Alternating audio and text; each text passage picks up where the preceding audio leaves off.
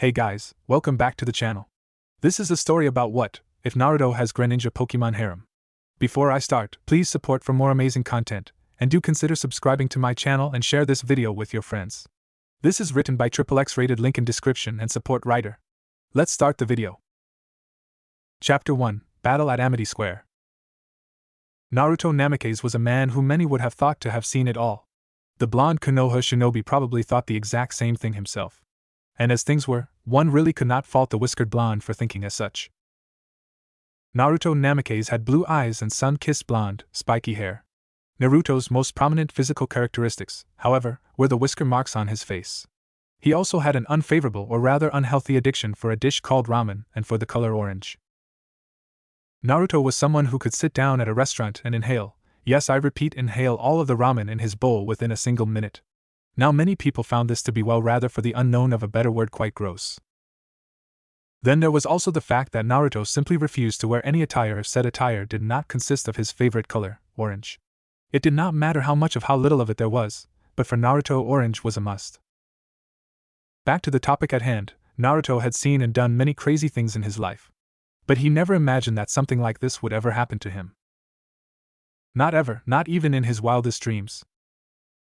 Naruto was currently falling continuously in an endless void of nothingness. He did not know where he was going to end up. So he was currently doing the one and only thing that he could do. He waited and then waited some more to see what fate would throw at him this time. Now some of you may be asking the question of how Naruto ended up in a gigantic mess like this. Well, to answer your question, Naruto and the rest of the allied shinobi forces were on the verge of winning of the Fourth Great Shinobi World War. They had managed to pull the tailed beast out from Obito Uchiha, but then Naruto did not count on Obito using Kamui at the very last second. Nor did Naruto expect for something to go horribly wrong with the technique as well. So now here he was. In a dark, white void with nothing to do except keep his fingers crossed, be patient and hope for the best. Naruto Namikaze was not a patient person. Not at all. Saying that he was a patient person would be the equivalent of saying that golems could fly, and that was, to be frank, complete and utter bullshit of the highest level, simply because there was no truth to that statement at all. It did not help that Naruto could not hear the voice of his partner and friend, the nine-tailed demon fox, who went by the name of Kurama, anymore as well. Naruto was unsure of how time passed in the realm that he was currently located, or rather trapped in right now. So after what felt like hours, maybe days even, Naruto felt a small glimmer of hope as he saw himself getting closer to a bright light.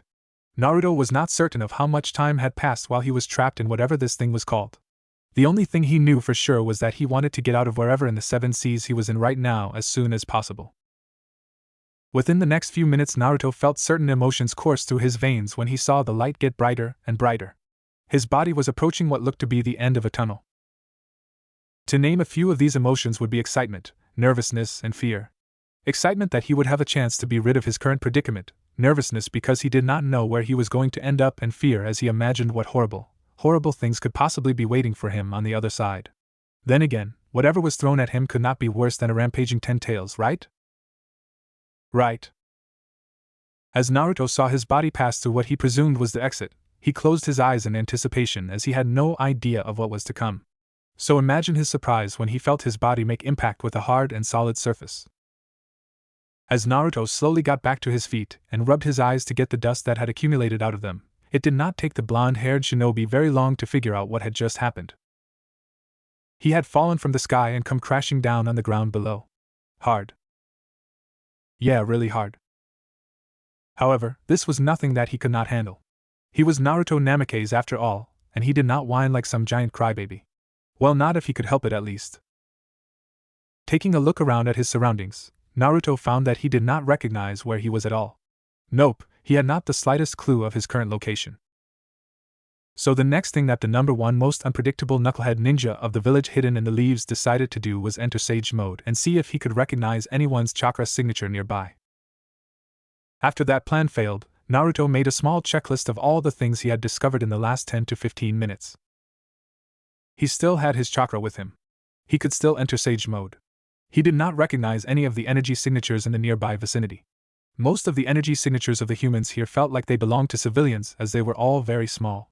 There was also a different type of energy signature that belonged to another group, which Naruto sensed that he knew were not humans. They felt more like creatures or animals to the blonde. Besides that, Naruto found that he could not summon toads anymore. No matter how many times he bit his thumb to draw blood and went through the required hand seals, no toad would pop up. Naruto discovered that he could still use most of his other jutsu. And last but certainly not least, Naruto had no idea what had happened to Kurama. It was lucky for him that there was no one nearby where he had landed, or rather crash-landed, to see him doing all the stuff he did in the short span of time he was in this new world, as he chose to call it, or Naruto was sure that it would have probably done a lot more harm than good. Looking in the direction of the west, Naruto saw that there was a town nearby and decided to start walking over there to see if he could go and get himself some answers as to what the heck was going on around here. Thus, this is how the tale of Naruto Namikaze in the Pokemon universe began. Special time skip technique, 7 years later. Alright, trainers and fans alike.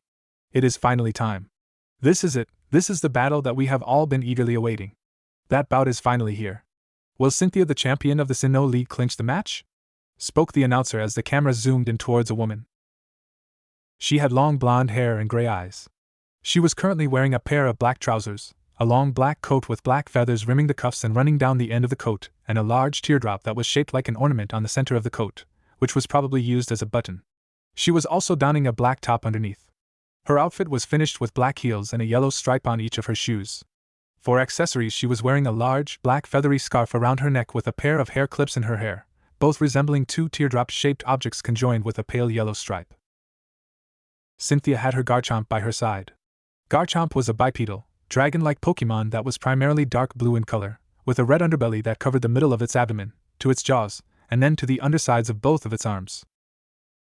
Underneath the red was a gold diamond shape as well as a gold cross on its snout.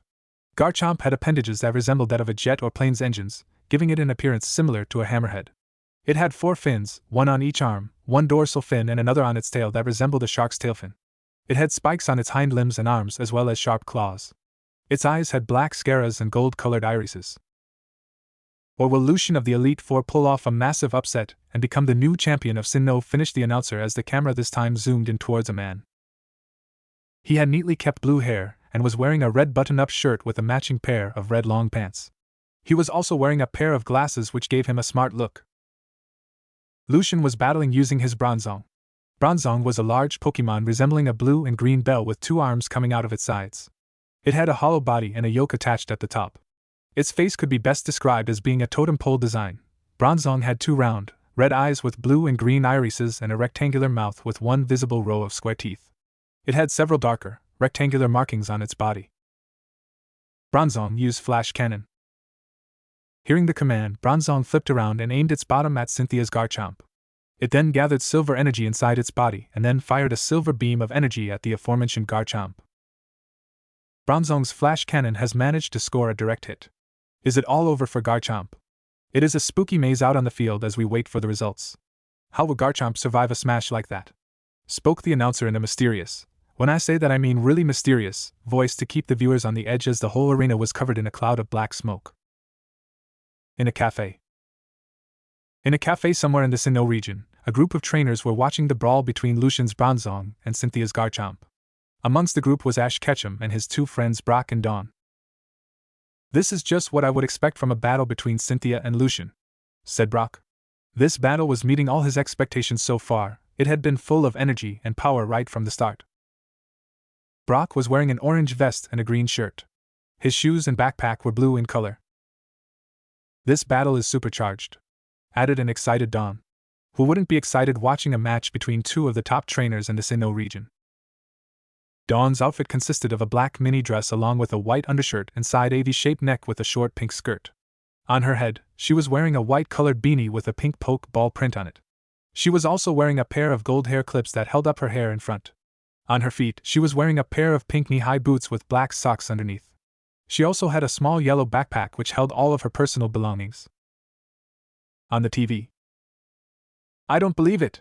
Garchomp has come out of that attack unscathed, exclaimed the announcer, who was mildly surprised upon seeing Garchomp emerge from the smoke, looking like it had hardly taken any damage at all from the earlier hit. Garchomp used Giga Impact. Garchomp proceeded to fly into the air, and its body became surrounded by spiraling orange streaks. Then, a purple energy sphere surrounded Garchomp's body, and it flew into Bronzong with great force. The power behind this blow was so great that despite being not very effective on a steel-type Pokemon like Bronzong, it still succeeded in knocking it out. That, folks, was a prime example of Garchomp's Giga Impact. Bronzong is down for the count, said the announcer as he saw the referee declare that Bronzong was unable to continue battling. In the cafe. The champion is top of the line, said Ash, who was eating a tuna sandwich. Ash was wearing a closed jacket. He was also wearing a white undershirt as well as a hat, a pair of jeans and a pair of sneakers. His backpack was green in color with one pocket, and had a white poke ball design with a red button. Ash was also donning a pair of open-fingered gloves.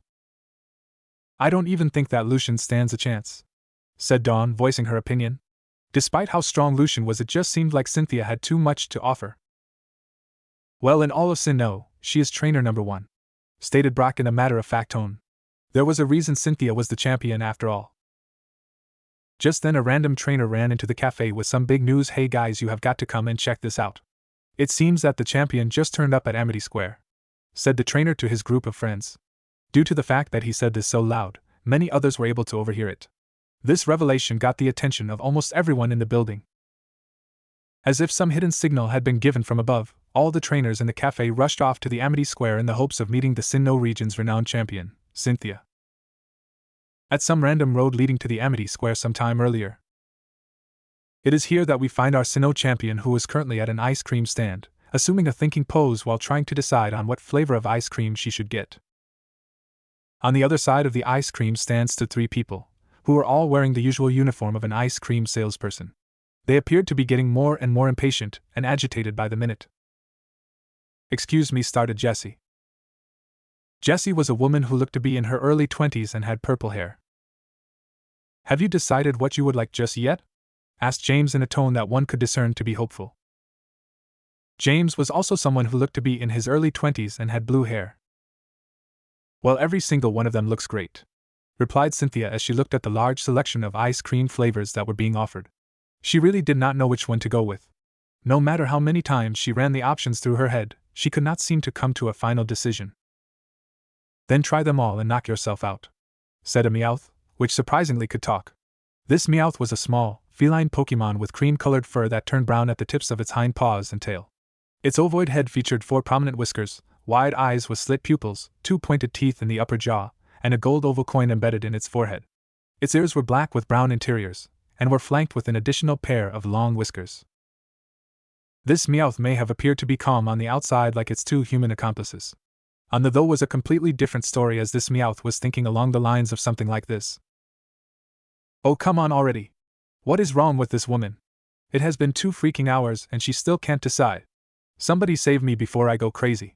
I knew humans were weird, but this is just nuts, thought the Meowth, inwardly praying for Cynthia to make up her mind.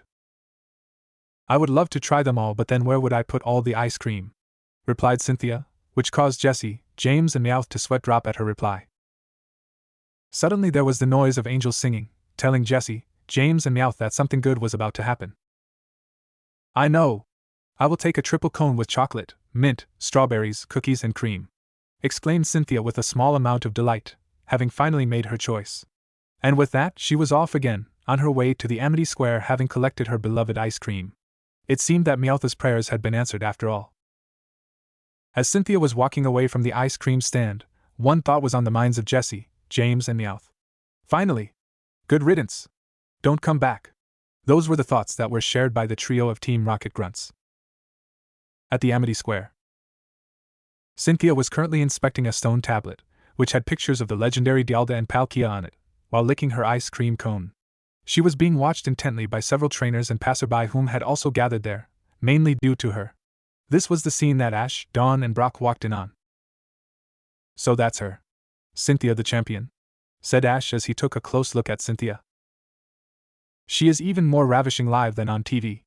I should be in her arms instead of some stupid ice cream, said Brock, acting like a Growlithe or Arcanine in heat, as some drool began to escape his mouth. Sometimes I worry for you, Brock, replied Dawn as she let out a sigh at her friend's antics. Would Brock ever change? Just then an unknown man walked past them. He had blue eyes and blonde, spiky hair. He also had 3 whisker marks on each one of his cheeks. He had cropped his hair short, and was wearing simple black elastic headband. He was wearing a black uniform-style jacket with an orange zipper that featured several buttons on the waist and sleeves, allowing him to fold up the left sleeve and rear coattails. He was also wearing a red armband with the crest of the renowned Uzumaki clan sewn onto it on his left arm and also had another one on his right arm. "Are you Cynthia?" asked the man. "Yes, I am. Who wants to know?" said a now slightly curious Cynthia as she turned around to face this man. "My name is Naruto Namikaze and I would like to challenge you to a battle," he replied in a firm tone, showing that he was dead serious. This shocked most of the members of the crowd of people nearby and angered one boy with purple hair who went by the name of Paul. Paul was not having a good day. He was planning on challenging the Sinnoh champion himself, and thus he had rushed over here only to see someone else challenge her before him. Yes, Paul was not happy. "It has been a while since I have taken a field challenge," mused Cynthia to herself. "Are you competing in the Sinnoh League this year?" "Yes, that's right. I am," he replied. "I see, fine, then I accept your challenge," said Cynthia with a bright smile. She had decided to humor this person and let him have a go at her. It would also give her chance to enjoy a non-competitive battle, something that she hadn't done in some time. With the spectators. "The champion is going to battle him." "Unbelievable." "She couldn't decide what ice cream to have," spoke Jessie, who had come here with James and Meowth, seeing that there was a big crowd gathered. "But she didn't think twice about challenging this new twerp," added James. "I guess champions must be weird like that," concluded Meowth. Meowth still wasn't too joyful about the fact that Cynthia had wasted half of its day by making it wait because she did not know what ice cream to have. With Cynthia and Naruto. "Do you mind if we battle with just one Pokemon each? A full battle will take quite some time. Against someone like you, even this could prove to be quite taxing," said Naruto. Author note: I am not in the mood to write a large battle right now. Maybe in later chapters. "No problem," replied Cynthia in a cheery manner. She was completely fine with this. "Now then, let's get this battle underway. Garchomp, battle dance," said Cynthia as she let out her prized Garchomp. With the spectators. "Wow! There is Garchomp again," said Ash as he scanned the Sinnoh champion's Pokémon with his Pokédex. Garchomp, the dragon and ground pseudo-legendary Pokémon.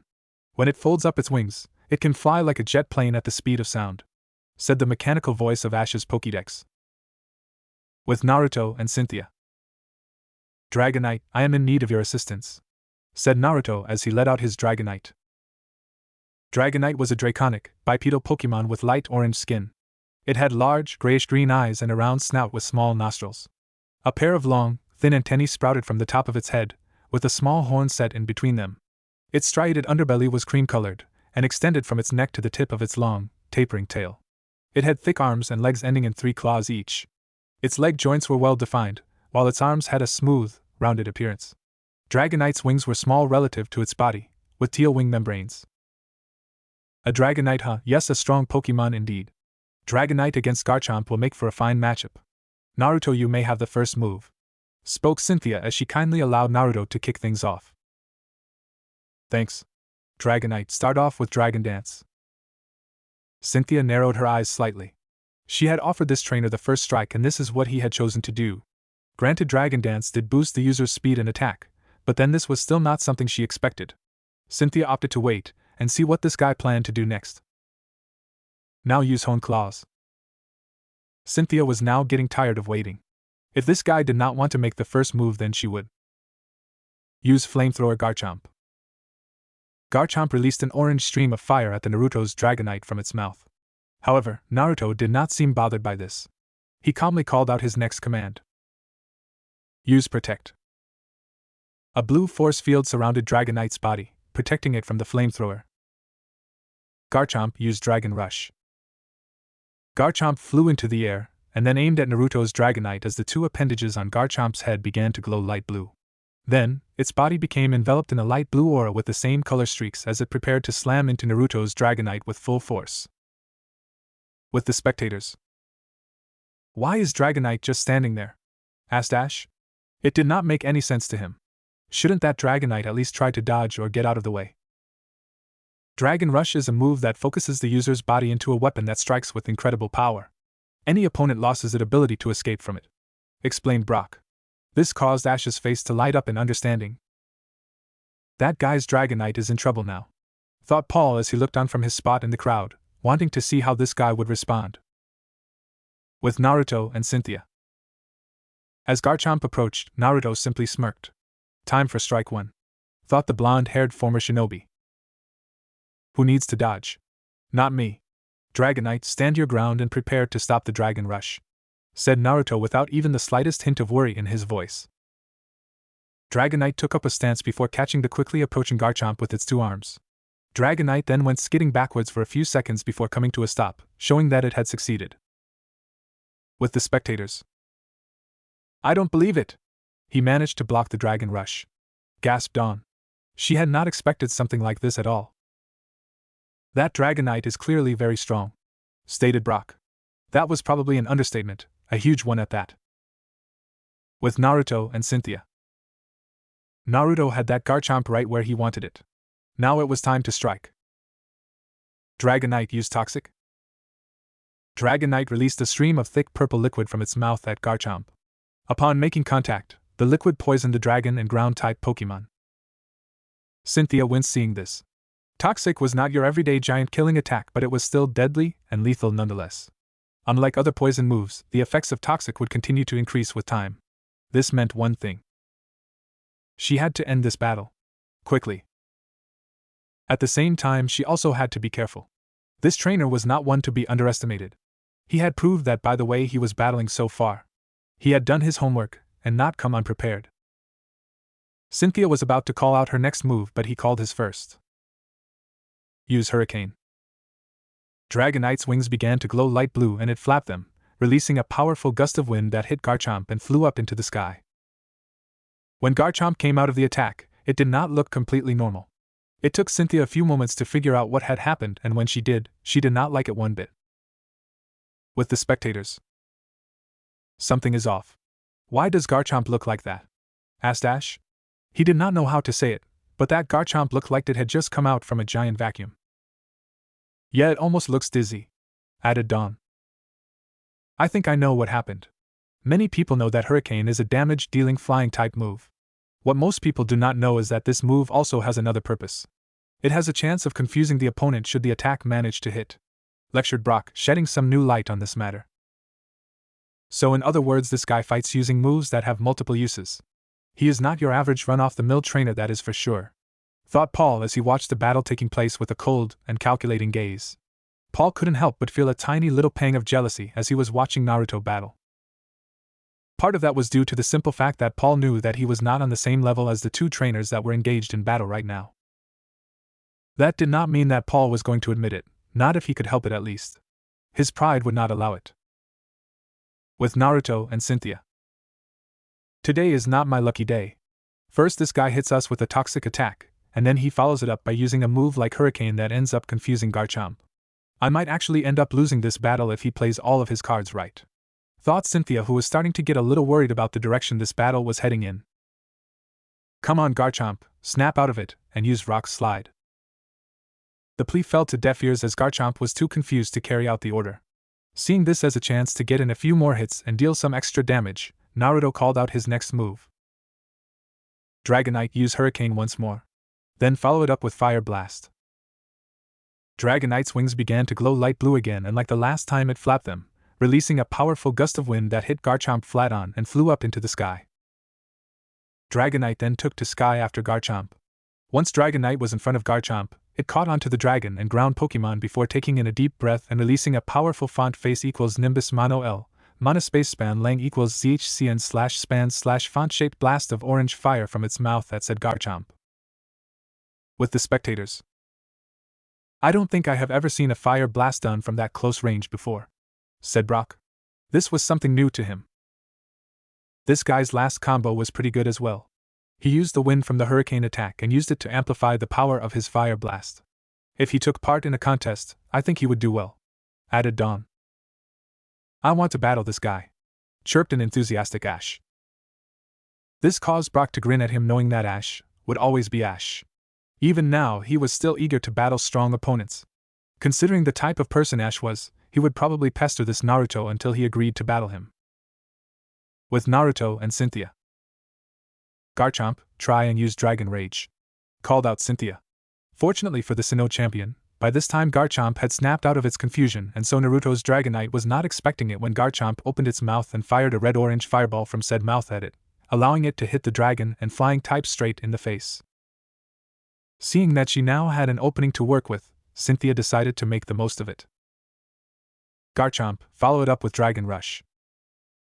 As Garchomp was flying halfway to Naruto's Dragonite, which was still slightly disoriented from the Dragon Rage to the face earlier, Naruto called out his counter. "You used Dragon Rush as well." Almost instantly Dragonite's body became surrounded in a light blue orb with white streaks. Its horn glowed blue and released a dragon-shaped energy that covered its body. It then, like Cynthia's Garchomp, prepared to slam into its opponent with full force. As the two Dragon Rushes met in midair, a small explosion rocked the surrounding area and the nearby spectators had to shield their eyes to prevent all the dust that had accumulated from getting into it. With the spectators. So strong, muttered Dawn in awe when she saw the two dragons that had just clashed with each other. "Those two dragons are crazy," exclaimed Ash, completely excited seeing the best battle he ever saw for some time. After all, it was not every day that you could see a champion-class battle up live. You can still feel the shockwave from their clash. "This is insane," added Brock. He couldn't help but shake his head in disbelief. Just what kind of training did these two put their Pokémon through in the first place to get to this level? Pondered Brock in his mind. "Wow, these two make the twerps seem weak," said Jesse, a little scared. "No kidding," confirmed James while wiping away a bead of cold sweat from his forehead, which had appeared since the battle had started. The tension in the air was really thick after all. In fact, it was so thick that you could cut it with an air slash. "If those two Pokémon hit me with something like that, then I would be squashed flat faster than you can say," Team Rocket said, Meowth adding his 2 cents, a bit shaken from the thought. With Naruto and Cynthia. As the smoke from the collision slowly began to clear, Cynthia could see that her opponent's Dragonite was slowly falling towards the ground. Cynthia managed to deduce that her Garchomp had come out on top in that clash of moves, and now Naruto's Dragonite was now wide open. Not wanting to waste the opportunity and look a gift horse in the mouth, Cynthia decided to pounce while the iron was still hot. Now Garchomp used Stone Edge. Cynthia's Garchomp, who was still floating in the sky, crouched its body and 2 rings of glowing light blue rocks appeared and spun around its body. Then, multiple gray rocks were released from the rings at Dragonite. The attack was a direct hit, and it inflicted tons of damage. It also sent Naruto's Dragonite plummeting to the ground at an even faster speed. However, unlike many others expected him to be, Naruto Namikaze was far from worried. In fact, he still had a calm look plastered on his face as he stared at the falling form of his Dragonite. The next words that he said, no one in the surrounding area could comprehend. "Dragonite, prepare formation-y," was the simple command given out by Naruto Namikaze. Cynthia, although not sure of what her opponent was planning, was on high alert. She knew better than to underestimate someone of his caliber, especially after all the stuff he had pulled off today already. So imagine her surprise when the Dragonite made no attempt whatsoever to move and simply crash-landed onto the ground below. Seeing this, she let her guard down. It was a huge mistake. Naruto was smirking yet again. "Niji team, this move is dedicated to you," thought Naruto as the image of a certain deceased Hyuga who kept blabbering about fate when he was younger came to his mind. Cynthia's guard was down, so naturally she and her Garchomp, which had now landed on the ground, were not expecting it when Naruto's Dragonite emerged from underground with its tail stuck out and a small water stream spiraling around said tail. Dragonite proceeded to whip around, slamming its tail into the unsuspecting Garchomp. "Aqua Tail success," said Naruto with a fist pump. Cynthia, who was caught off guard by this, looked over to the spot where Dragonite had supposedly landed to see that it really was not there anymore. "But how? What happened just now?" thought Cynthia as she tried to think of what Naruto could have possibly done. "Are you surprised? Well then, kindly allow me to enlighten you. When my Dragonite landed earlier, there was a minor dust cloud which was kicked up due to the impact of my Dragonite's crash. I anticipated something like this to happen, due to the height and speed of which my Dragonite was falling from. So I told my Dragonite to set up a combo which we have practiced several times before. As soon as your vision was obscured by the dust cloud, my Dragonite moved underground using Dig and quickly prepared to hit your Garchomp with an Aqua Tail when you would least expect it," explained Naruto as if what he had done was a normal thing. Naturally, when Cynthia heard this, she was gaping like a fish out of water due to her slip-up. I was careless when let my guard down. He took full advantage of it. I cannot let something like that happen again. It could cost me the match. Garchomp has already taken enough damage from the toxic. A clean hit or two more like that and the two of us are in big trouble. Thought Cynthia. See Niji team.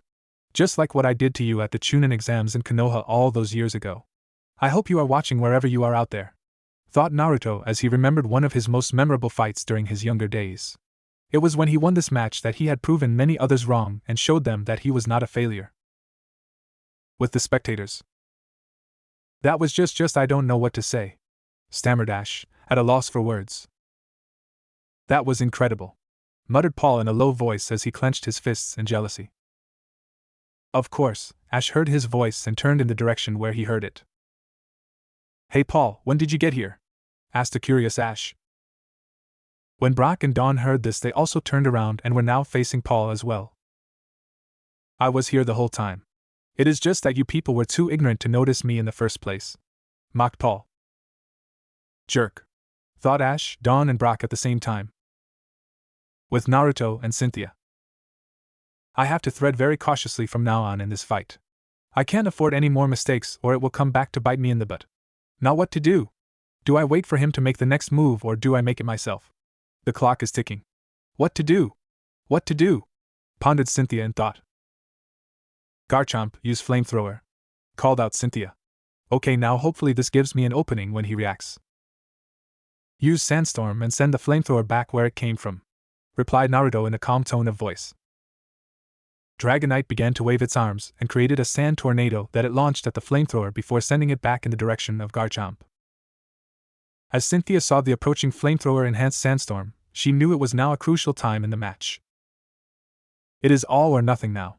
Please let this work, pleaded Cynthia internally. Garchomp, use Giga Impact. As many members of the crowd had seen during the television broadcast earlier that day, Garchomp's body became surrounded by spiraling orange streaks. Then, a purple energy sphere surrounded Garchomp's body and it flew at Dragonite, speeding through the sandstorm like it was nothing, and heading towards its target. Seeing the incoming Garchomp, which looked like a purple missile, Naruto knew that there was not enough time to dodge, and thus he realized that he had to do something to lessen the damage so his Dragonite could make it through this. Dragonite use Protect. With the defense set, Naruto waited with bated breath to see if it would be enough. As Garchomp's body made contact with the Protect barrier, the barrier shattered and Dragonite was sent flying backwards before landing on the hard floor. With the spectators. What just happened?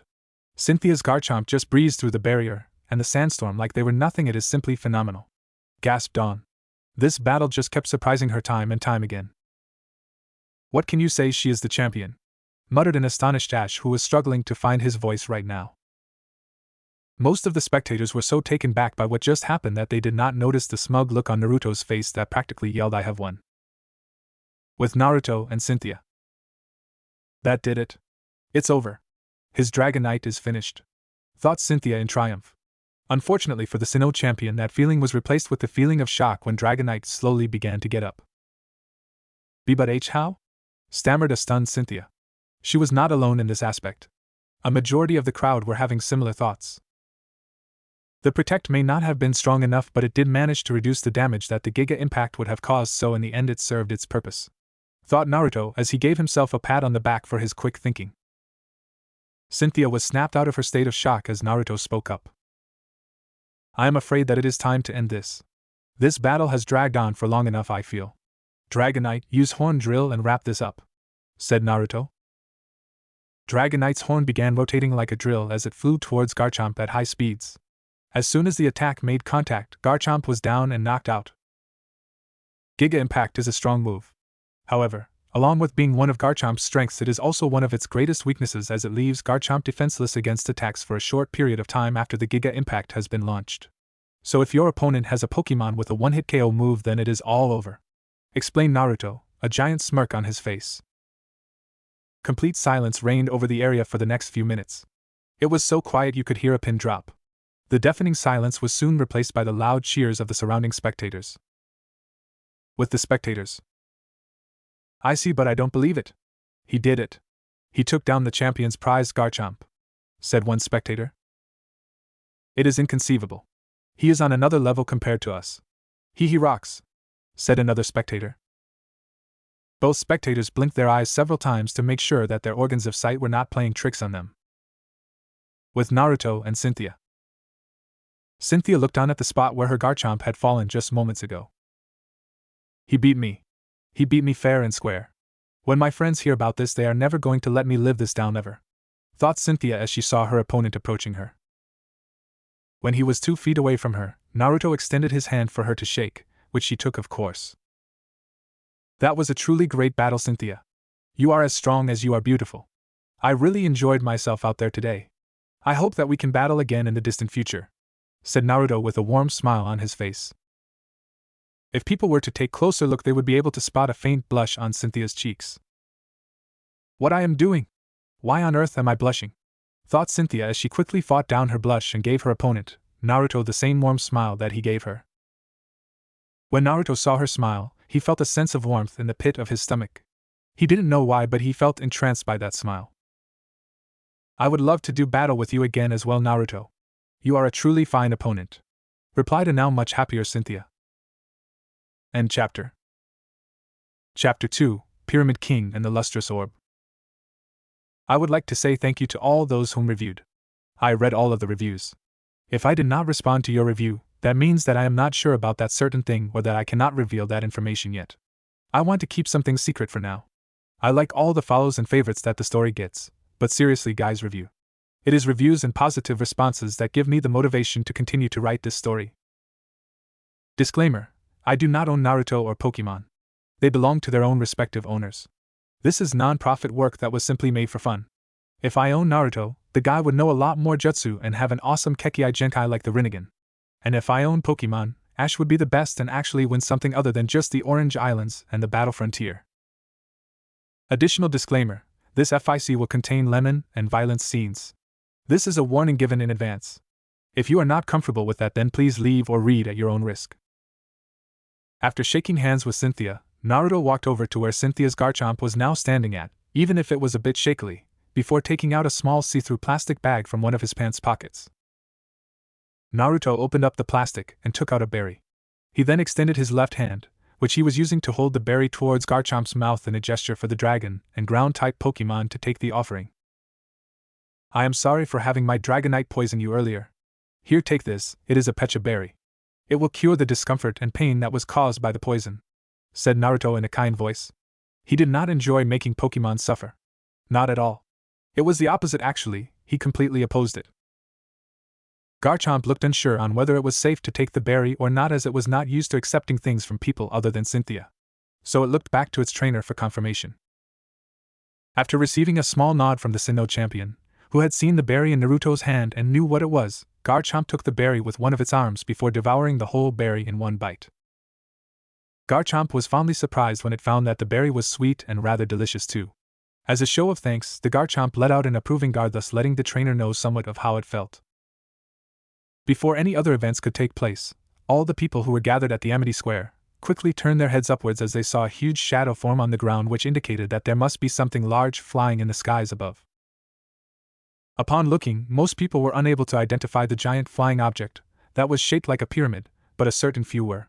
One such individual, who decided to voice his excitement, was Ash Ketchum. Hey Brock, look, it is the battle pyramid! Exclaimed Ash as he pointed a finger at Airborne, the battle facility, which was headed in the direction of the east. Brock did not get to reply though, as Paul decided to rudely cut in. Wait a minute here. How would someone like you know about it? Inquired Paul. Paul knew exactly what the battle pyramid was. His brother Reggie had failed to beat it after all. This facility's frontier symbol was the only one that Reggie did not have in his collection. Oh, that is simple really. I challenged it before. Sure, it took me 3 tries, but in the end I managed to beat it, said Ash in a nonchalant manner. What? You beat it? Please, the chances of someone like you beating the battle pyramid is extremely slim, if not near non-existent, stated Paul. Paul was someone who was not going to believe just anything anyone said to him. His gigantic ego would not allow him to accept that someone who he had deemed unworthy was able to accomplish such a task. But I did beat the battle pyramid. I did, retorted Ash. Most of the people who had heard this conversation, instead of being impressed, had large sweat drops due to Ash's childish antics. What a way to make a first impression, Ash. A few minutes later, Naruto's Poke-Nav's match call feature activated and his Poke-Nav began to ring. Naruto saw that it was a call from Brandon and decided to pick it up. Hello, Brandon. It is good to see you again. The same to you. I have arrived at our predetermined meeting point for today. After I land the battle pyramid at a safe location, I as well as someone that is accompanying me will meet up with you at the nearest Pokemon Center. Alright, Brandon, sounds good. I will see you there, said Naruto as he ended the call and placed the Poke-Nav back in one of his pockets. He was about to head to the Pokemon Center, both to heal his Dragonite and to meet Brandon, but he didn't get very far, 2 steps, before he came face to face with one black-haired Pokemon trainer from Pallet Town. You know Brandon? Asked a curious Ash. Naruto simply raised an eyebrow at the question. Excuse me, but do I know you? Asked Naruto in response. Ash had the decency to look sheepish and scratched the back of his head at this. Oh, I am sorry, I forgot to introduce myself. I am Ash Ketchum and I am going to be the world's greatest Pokemon master, proclaimed Ash in a way that brought back some old memories of Naruto's. This guy here reminds me of myself when I was 12 years old, running around in my bright orange jumpsuit and shouting to all the people of the village hidden in the leaves about how I was going to be the greatest Hokage the village had ever known, thought Naruto as he looked at the young Ash, who looked like he was ready to start bouncing up and down any moment now. Okay, well, it is nice to meet you, Ash. To answer your earlier question, yes, I do know Pyramid King Brandon. He is actually one of my close friends, but if you don't mind, I really do have to get going now, said Naruto. Whoops. My bad, replied Ash as he realized he was blocking Naruto's path and quickly moved out of the way before walking behind and following after Naruto along with his friends Brock and Dawn, his rival Paul as well as the champion of Sinnoh, Cynthia, who also had to get her Garchomp healed. At the Pokemon Center. After entering the Pokemon Center, Naruto headed over to the counter where Nurse Joy was seated before handing his injured and fatigued Dragonite over into the nurse's care. Naruto then wandered around the Pokemon Center for about 5 minutes or so before he was able to spot Brandon, who Naruto was mildly surprised to find out was currently with the owner of Kanto Battle Frontier, Scott. The two of them were both wearing their usual attires. Author note: think of the outfits that Brandon and Scott wear during the Advanced Battle series and the Battle Frontier series. Well, Scott, this is a pleasant surprise. I wasn't expecting you to be with Brandon. Not that I am not happy to see you though, said Naruto, the last sentence being said to avoid any misunderstanding or confusion. Well, Naruto, it is nice to see you as well. What do you say we all head over to the Pokemon Center's cafeteria? We can begin our discussion there, suggested Scott. It was always nice to talk and grab a bite to eat at the same time. Sure, that sounds like a fine idea to me. What do you say, Brandon? Asked Naruto as he glanced over at the head of the battle pyramid. Brandon's only response was a simple HN. Does that response remind you of anyone? Which Naruto and Scott did not mind at all and instead took off for the cafeteria. At the cafeteria, Naruto, Brandon and Scott were seated at a rectangular-shaped table that was light green in color. Each one of them had a plate of food with them but had opted not to eat just yet, choosing to focus on what they were talking about first as they had decided that their food could wait for a while. It was not going to get up and run away after all. Nope, no chance of something like that happening. At least unless it was affected by some radioactive wave that caused it to mutate, or if it magically learned how to grow a set of legs. So Brandon, were you able to learn anything new about the lustrous orb or the writings on the tablet that was found alongside of it? Asked Naruto, getting right down to business. I have had no such luck, I am afraid. I have not come across anything like this before, so I am able to understand why you were having difficulties in deciphering what was engraved on the tablet. This was all Brandon managed to say before he heard a feminine voice ask him and his friends a question. Excuse me? Do you mind if we join you three? Asked the feminine voice. Naruto turned around to see who had asked the question, only to find out that it was Cynthia, who was also with Ash, Brock, Dawn, and surprisingly Paul. No, not at all. Please take a seat, replied Naruto as he gestured towards one of the empty seats at the table. This is going to be a nuisance. I can feel it already. Cynthia took a seat on the right of Naruto, while Ash took a seat on the left of Naruto. Paul sat next to Ash, Brock sat next to Brandon, and Dawn sat next to Scott. Once everyone was settled down, Cynthia decided to start up the conversation which had been interrupted all but a few moments ago. Well, gentlemen, I was walking by when I couldn't help but overhear your conversation and how you were talking about the lustrous orb. And I was wondering if this lustrous orb is the same one, which the researchers in Celestic Town have been searching the Celestic ruins for several months now, but were unable to locate it. Care to shed some light on this matter? Asked Cynthia, but the three, Naruto, Scott and Brandon, could tell by the look that she was currently giving them that they were going to spill now. Yep, Naruto's intuition had been spot on. I suppose that there would be no point in hiding anything from you. So I am not going to beat around the bush here. Instead, I am going to get straight to the point, said Naruto as he let out a deep sigh before placing his elbows on the table and resting his chin on the back of both of his wrists. About approximately 3 months ago, I was able to locate the lustrous orb. When I found it, though, it was alongside what I presumed to be an ancient tablet at that time. However, no matter how hard I tried, I was unable to decipher what was written on the tablet, said Naruto as he showed Cynthia a photo of the writings that were on the tablet. The others, Paul, Ash, Dawn, and Brock, tried to lean in to get a closer look at the picture. Though the 4 of them had little to no knowledge in this area, they still wanted to sate their curiosity. Who wouldn't, for that matter? I have never seen such a type of writing. What is it? Asked Cynthia in bewilderment, as she was sure that she had not come across a writing of this nature before ever. I am not sure myself. I have spent over 5 years in the area of researching things like ancient tablets and ruins, but have yet to encounter such a special case like this one. I am sure you are able to deduce that due to this, the chances of me understanding this language and writings are very, very slim, and the chances of me being able to figure out what they are trying to say are even lower. However, I am not one to give up easily. So I contacted one of my close friends, who I also knew had a vast experience in this field, and paid him a visit. I asked him for his help regarding this about a month ago. That man was none other than the Pyramid King, Brandon. We had decided to meet up today to discuss his progress on the matter, but as you can see, he himself has not been successful, explained Naruto before turning his gaze towards Cynthia to see what her reaction would be. But even so, that still does not explain how you were able to locate the lustrous orb faster than Celestic Town's research team. They have been searching for at least half a year prior to today for the orb, questioned Cynthia as she narrowed her eyes slightly and focused on his facial expressions so as to be able to detect any form of deceit. If this man thought he was going to be able to fool her, then he was wrong, dead wrong. Perhaps the research team would have been able to get their hands on the orb if it had been in the Celestic ruins in the first place. Now I am not sure if it was moved or not, but when I had found the lustrous orb, it was not at the location which you said it should be at, replied Naruto, unfazed by Cynthia's piercing and intoxicating, not to mention gorgeous, bad Naruto, gaze. What did you want the lustrous orb for anyway? Asked Cynthia. This question was on the minds of several others at the table as well, so it was no surprise when all eyes turned towards Naruto. I merely desired to study the orb to learn more about the legendary Pokemon Palkia. I am sure you already know this, but the lustrous orb is said to be related to Palkia and also has the ability to increase said Pokemon's powers. I have no ill intentions if that is what you are thinking, replied Naruto in an emotionless voice quite similar to that of one Itachi Uchiha, which caught the others off guard for a brief second. Just a brief second. They went back to normal after that. The main reason I took it, though, is because if I didn't, then Team Galactic, who I know for a fact have been eyeing the orb for some time now, would have jumped at the opportunity to get their hands on it. That is something that I cannot allow to occur. Although, I am not sure what those twits, Team Galactic, are planning just yet, I cannot let their plan succeed no matter the cost.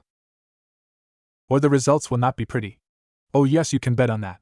It won't be pretty at all, thought Naruto darkly as he knew that such people had to be dealt with at the earliest time possible. They were good-for-nothing troublemakers. These people who called themselves Team Galactic just rubbed Naruto in the wrong.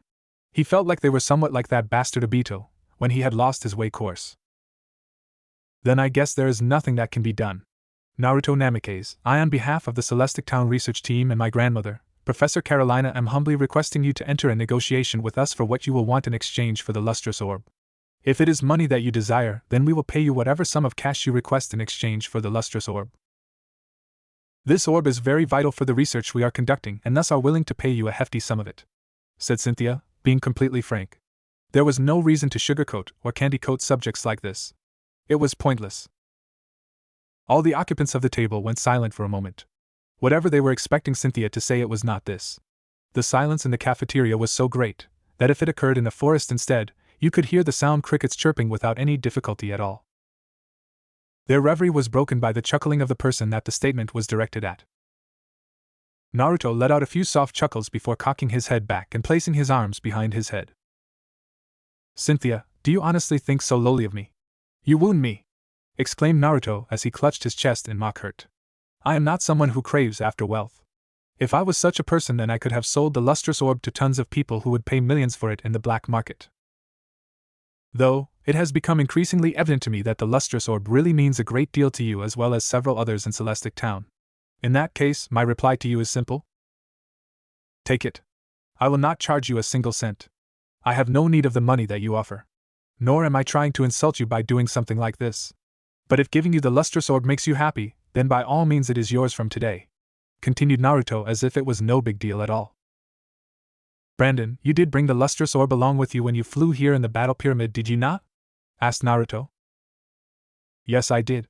I will hand it to you later tonight," replied Brandon. Cynthia was rendered speechless. This man was willing to hand over the lustrous orb to her just like that. But that was not the main reason she was speechless. That was caused by the way this man had phrased his words. Would he simply go that far just to make her happy? The mere thought of something like that happening made her insides all funny and gave her a funny feeling as well. What was this feeling? She had no idea. She had never felt like this before. Cynthia decided that maybe she should befriend this man. He certainly seemed serious about his statement earlier. There were no traces of lies in his statement as well, which added to her belief that he was 100% truthful about what he had just said. She felt that he would make a good friend to her, and she was certain that there was one way or two that she could help him out in the future. Being a champion had its perks after all. "Well, now that matter has been settled, how about we discuss something a little less serious?" suggested Scott, trying to lighten the mood. "Naruto, I would like to ask you a question if you do not mind," spoke Brock. "Well, technically you just did. But go ahead, I will let you ask another," replied Naruto as he waved a hand in the air. "During your battle with Cynthia earlier, your Dragonite used Dig, which I am sure that its species is incapable of learning. So how did it use Dig exactly?" asked Brock. Brock was one of the few people who had noticed this. He did not point that out in the heat of the battle but had chosen to confront Naruto about it himself, which he was doing right now. "Earth release, hiding like a mole technique is awesome, that is how. I am really lucky that I borrowed Kakashi-sensei's scroll, which had all the 1000 techniques that he had copied in his lifetime. And the best part is I only made a copy so he never noticed, but I can't tell them that now, can I? What should I say instead?" thought Naruto as he contemplated all the options he had on the table. "I am awesome, that's why," declared Naruto, getting face faults from all the members of the audience, except Cynthia and Brandon, whose sweat dropped. Even Paul, upon hearing this, face faulted. Chuckling, Naruto continued, "The technique my Dragonite used was not Dig, well, not entirely at least. It was a bastardized version of Dig. You see, I am the type of person who does not wait for things to happen. I am a person who makes things happen. Using some skills that I had learned in the past, I was able to teach Dragonite how to move underground safely. Sure, it took us 6 weeks of effort, and not all of my Pokémon can use the bastardized version of Dig, but it is still an accomplishment in my book," informed Naruto proudly as he puffed out his chest. When Naruto had finished his explanation, everyone's jaws, except for Brandon's and Scott's, who already knew the blonde well enough to expect him to do something like this, had dropped. What is this guy? What he has just done is not short of the word magnificent. Could he be this gifted? Thought Cynthia and Paul at the same time. Ash just seemed to become more eager to challenge this guy, and Dawn, well, she currently was looking at Naruto with stars in her eyes. Dawn's actions greatly irked Cynthia, but the Sinnoh champion could not figure out why. "Hey Scott, how exactly do you and Brandon know Naruto?" asked Ash. The interests of all the other occupants at the table were piqued by this. "Well, to answer your question, Naruto was traveling around some ruins sometime around 2 years ago when he first met Brandon and challenged him to a battle," said Scott.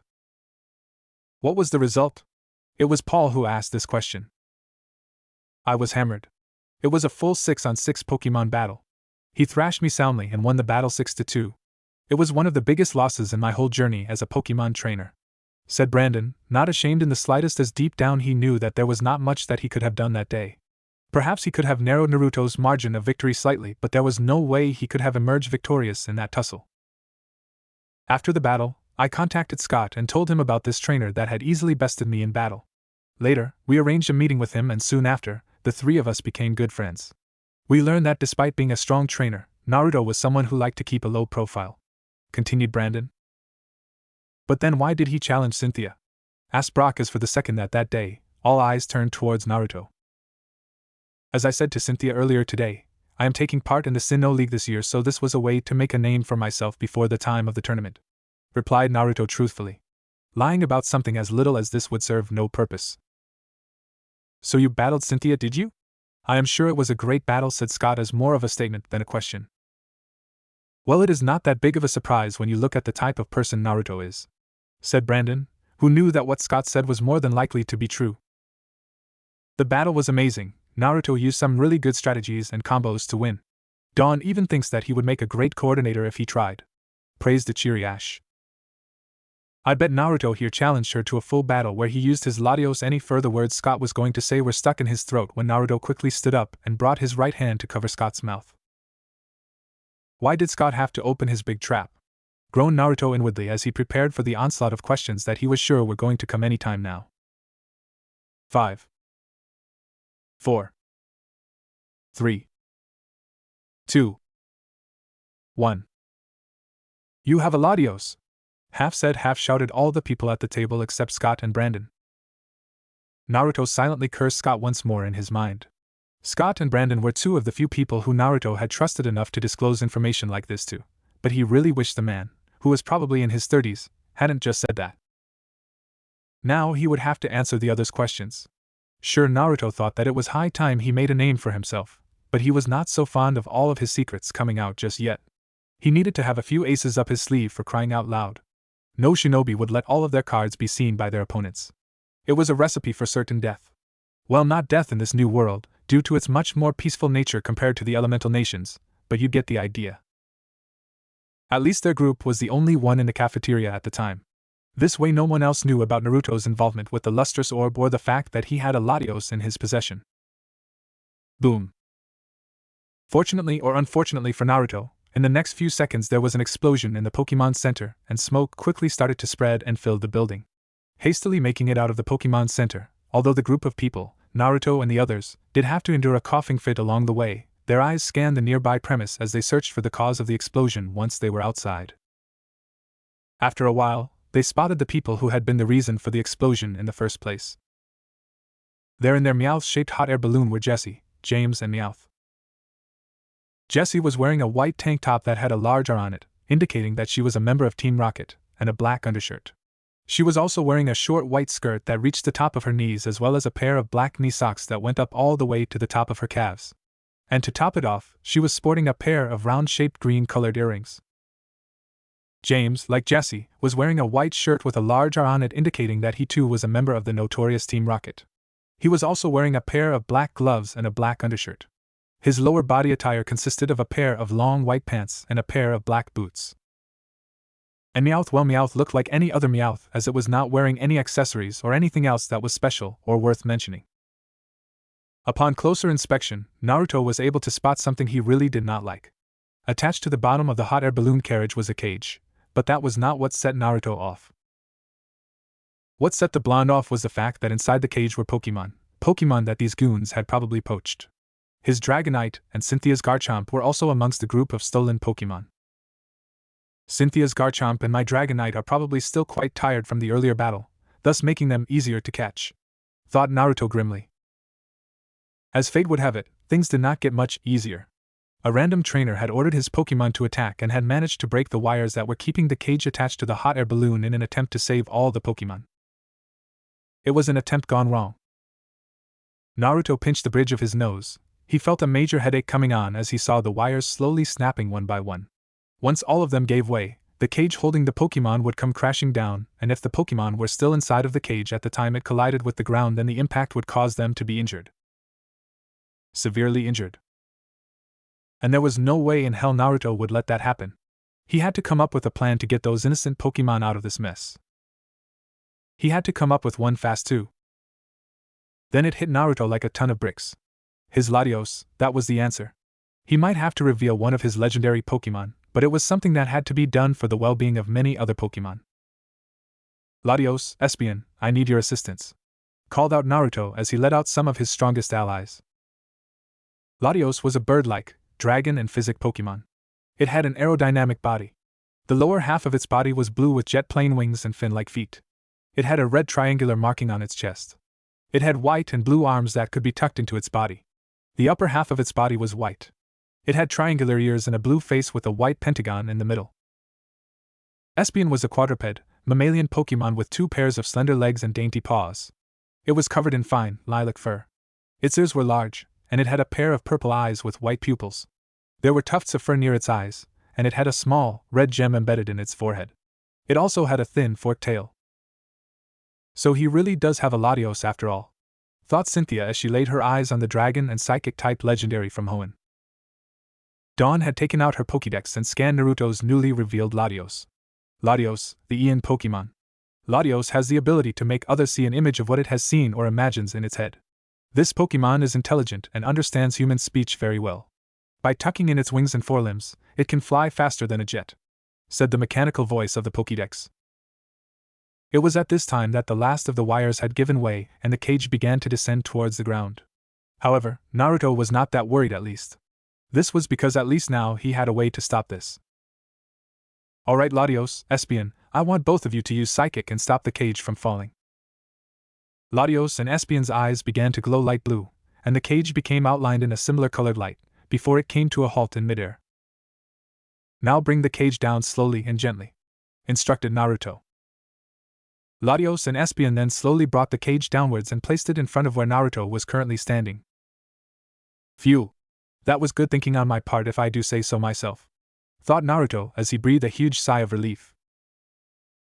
Now to teach these 3 a lesson, thought Naruto as he looked at the trio, whose emotions were quite easy to read right now. Naruto knew they were angered and seething that their plan had been foiled, but at the same time they were also frightened of what was to come. Latios, use Luster Purge, Espeon, use Hyper Beam. Latios opened its mouth, and white sparkles formed and gathered in front of it, forming together into a pink ball of energy.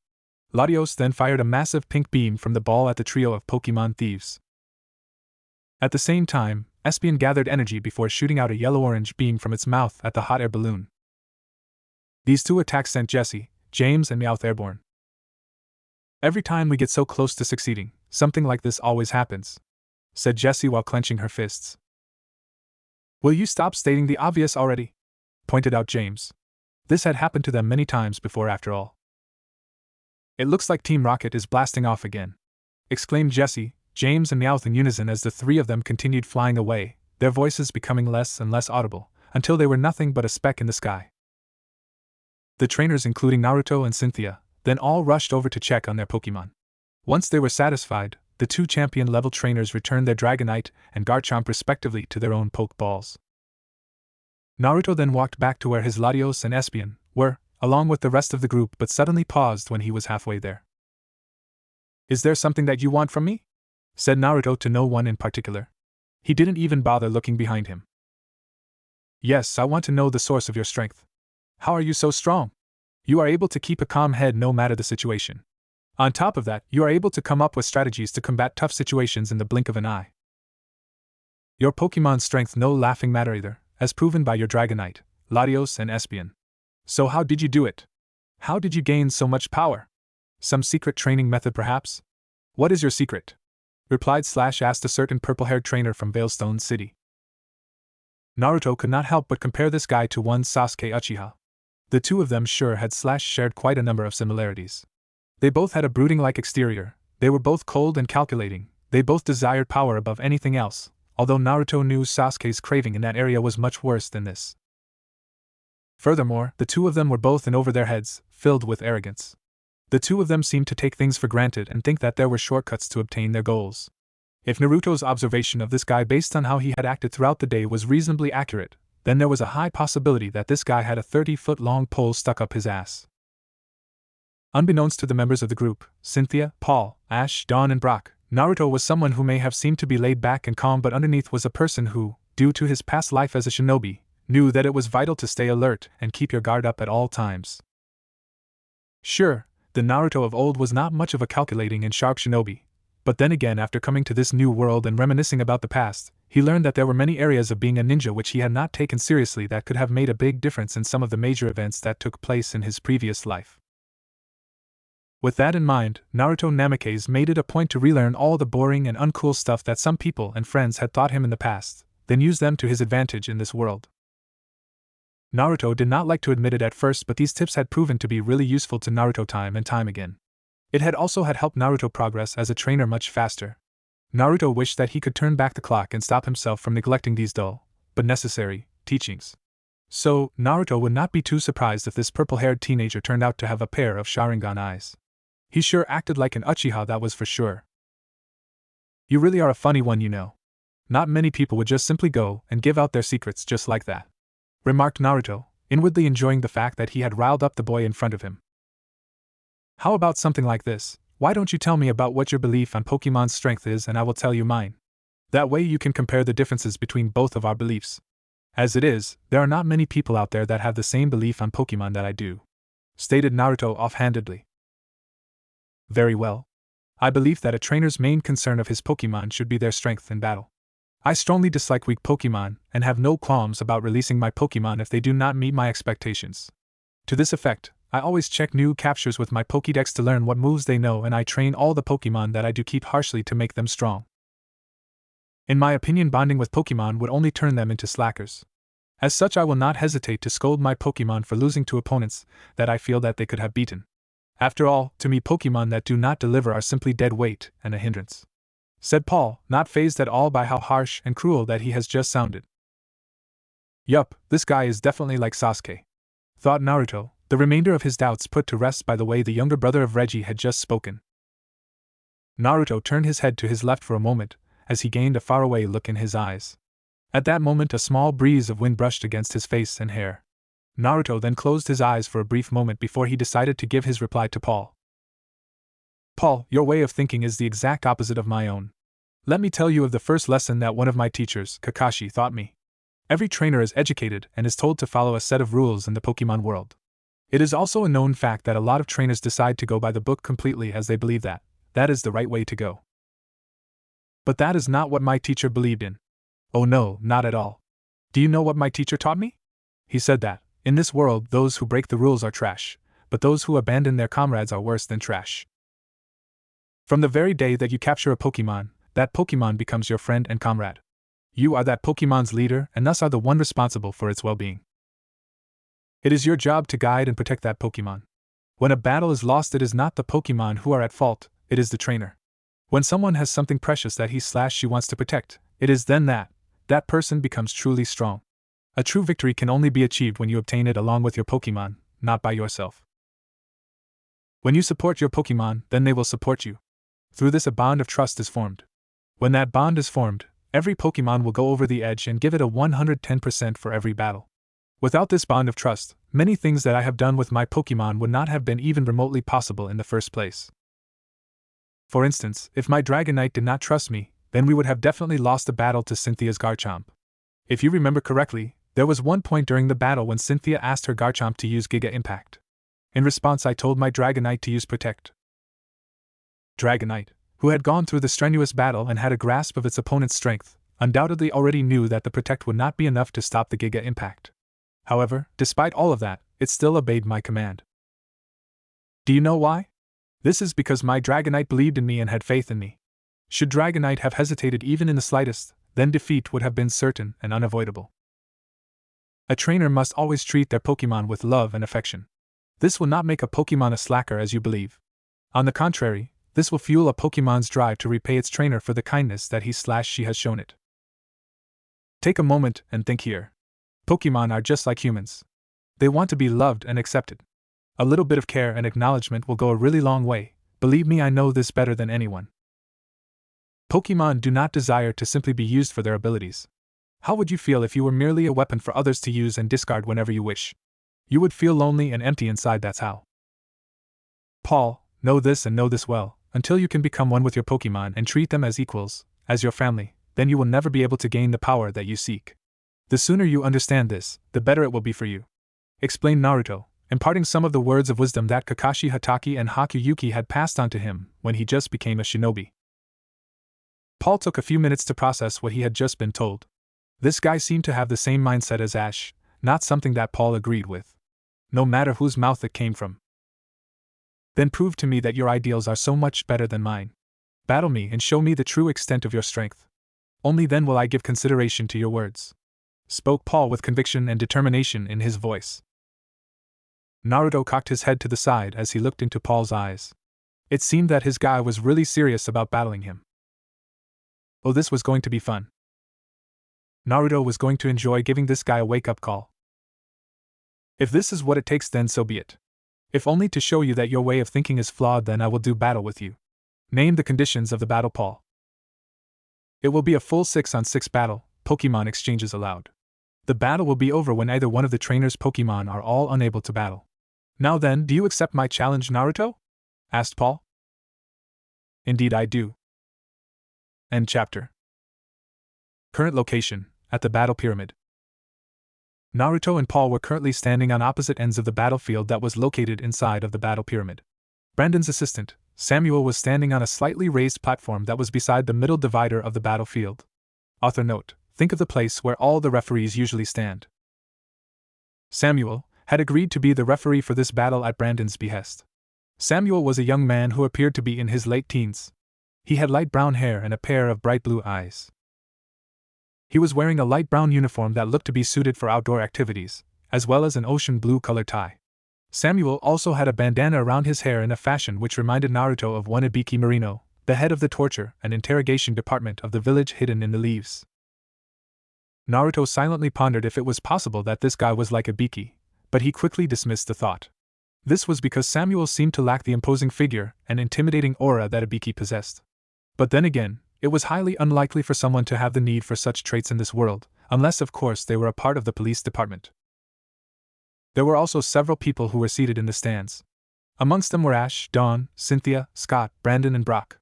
For Brandon this was not something he was accustomed to, as he was normally the one who would take part in the battles that were held in the battle pyramid, not sit down and watch them. There was a first time for everything, right? Some of you out there must be wondering how all of these guys ended up here, right? Well, the answer to that question is as follows. After Paul arrogantly decided to challenge Naruto to a full battle, Scott had brought up the proposition of letting the battle be conducted in the battle pyramid by saying that it was a much better suited battleground.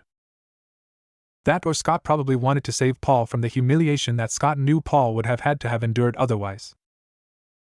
Scott already knew that had Naruto and Paul ended up conducting their battle in the open, there would have been a much larger group of spectators present to witness what Scott knew was sure to come. Paul's loss was inevitable in Scott's eyes. Scott was fairly confident that Naruto was going to end up picking apart Paul's team, probably without much effort to boot. And with that, the group of 8, Ash, Dawn, Brock, Paul, Scott, Brandon, Cynthia and Naruto, made their way over to the battle pyramid. On the battlefield. This will be a 6-on-6 Pokemon battle between Naruto Namikaze and Paul of Veilstone City. Trainers, send out your first Pokemon, said Samuel. Alright, Espion, you're up, called out Naruto as he let out the Physic Evolution to engage in battle for the second time in the same day. Chimchar, stand by for battle, said Paul as he let out his Chimchar. Chimchar was a bipedal Pokemon that resembled a chimpanzee. Its fur was primarily a shade of orange, though its face, outer ears, underbelly, hands, and feet were light yellow. Its rear had a small round, red patch that was obscured by flames produced by the burning gas in its stomach. Its ears were large in comparison to its head size and were red inside. It had 2 pointed teeth in its upper jaw.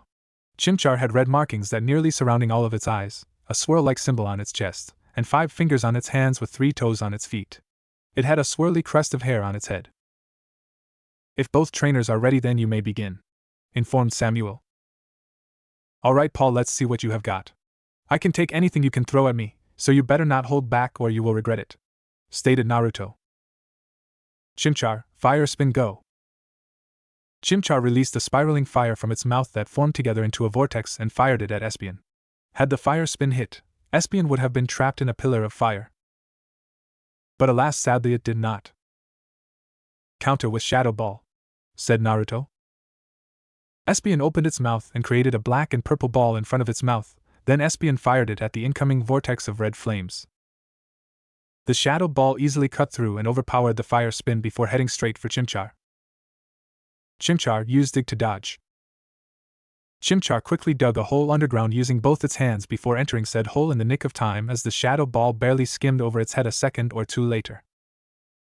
Espion, get near the hole and use double team. Almost instantaneously Espion sprinted across the field, coming to a stop as it was just a foot's distance or so away from Chimchar's self-dug hole before it created multiple copies of itself. These copies of Espion surrounded the hole from all angles. As Chimchar slowly popped its head out of the hole that it was hiding in, a sense of fear and nervousness slowly started to seep into its mind as it saw the predicament it was now in. Not knowing what to do, Chimchar lunged at one of the Espeons hoping to get lucky and hit the right one. Unfortunately, the Espeon faded away, indicating it was just a copy. And now Chimchar was wide open. Espeon, Skull Bash, let's go. The real Espeon, who was hidden amongst all of its copies, began running at the exposed Chimchar, and its body became surrounded by a white aura. Espeon then struck Chimchar with its head. This knocked Chimchar out cold. The floodgates had opened, and it was just the beginning. Chimchar is unable to battle, the winner is Espeon, said Samuel. Paul returned Chimchar to its pokeball, a disappointed look clearly visible on his face. He then delivered a few additional words to the fire-type starter from Sinnoh. You should be ashamed, making one of the most basic mistakes like that. Worthless, spat Paul as he looked at the pokeball that Chimchar was now resting in with disdain and disapproval clearly evident in his eyes. This guy still doesn't get it. It is going to be harder than I thought getting him to see the error in his ways, thought Naruto. Weevil, stand by for battle. So now you are going with a dark type, huh? No matter. Type advantage will make no difference against my Espeon, said Naruto coolly. It does not matter how strong a psychic Pokemon is, they are still weak against dark types. Dark types are even immune to psychic attacks, retorted Paul. Naruto casually rolled his eyes at the remark, seeming not to care at all. Use Ice Shard, said Paul. Weevil raised its hands and formed a glowing light blue block of ice in between them. It then threw the block of ice at Espeon. Espeon used Quick Attack to dodge. Espeon ran at a fast speed and managed to avoid the incoming block of ice. While running, Espeon left a white trail of energy behind it. Espeon used Quick Attack again to get up close. Again Espeon took off, this time heading straight for Paul's Weevil. Rapid Fire Ice Beam, ordered Paul. Weevil opened its mouth, and a light blue ball appeared in front of it. It then fired a blue beam from the ball at Espeon several times. Espeon, though, managed to skillfully maneuver its way around all of the ice beams. Now use Signal Beam. A light blue ball of energy formed in front of Espeon's head. It then fired a rainbow-colored beam from the ball at Weevil, hitting it dead-on from point-blank range and defeating it as well. Weevil is unable to battle. Trainer, send out your next Pokemon, instructed Samuel. In the stands. Boy, I don't think this is going to take very long, said Dawn. Don't count Paul out just yet. I am sure that he still has a trick or two up his sleeve, assured Ash. These two do not know it, but we have yet to see Naruto's going all out, thought Brandon. Like Scott, he knew who the victor would be before the battle had even started. He was broken out of his thoughts when he saw Paul letting out his third Pokemon.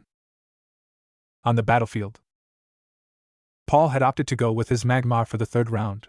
He knew that he had to try something, anything at all, to try and turn this battle around. Author note: I am not sure when exactly Paul caught his Magmar. I only know that the earliest that he was known to have used it in the anime was against Maylene.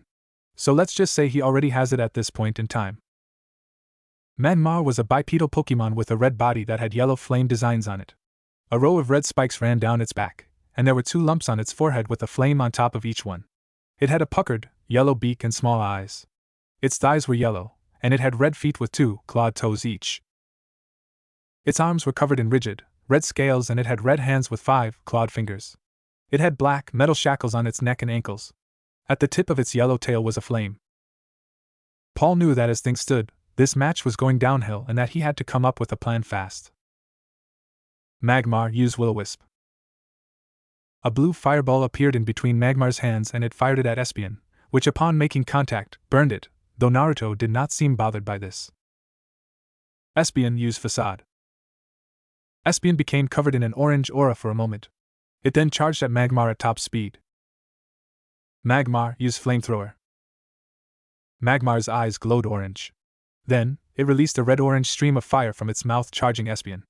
Espeon, to its credit, simply took the flamethrower in stride as it charged through the flames, before smashing into Magmar and sending the semi-evolved Pokemon flying backwards. And Magmar was down.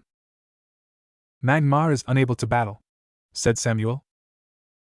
Always remember to be careful when using a technique, or your opponent could end up using it against you. lectured Naruto as he repeated the words that Kakashi had told him during Team 7's bell test when he was a newly made genin. Alright Paul, who's next? Asked Naruto in a bored tone of voice as he placed a hand over his mouth pretending to stifle a fake yawn. Paul stared at the Espion in front of him. This Pokemon may be quite strong, okay, scratch that, very strong. But now it was burned, and Paul knew he finally had something to work with. It was not much, but at least it was something. Ursaring, stand by for battle, said Paul as he let out his fourth Pokemon. Ursaring was a bipedal, ursine Pokemon. Its broad body was covered in brown fur, except its muzzle, inner ears, and paw pads, which were a light tan.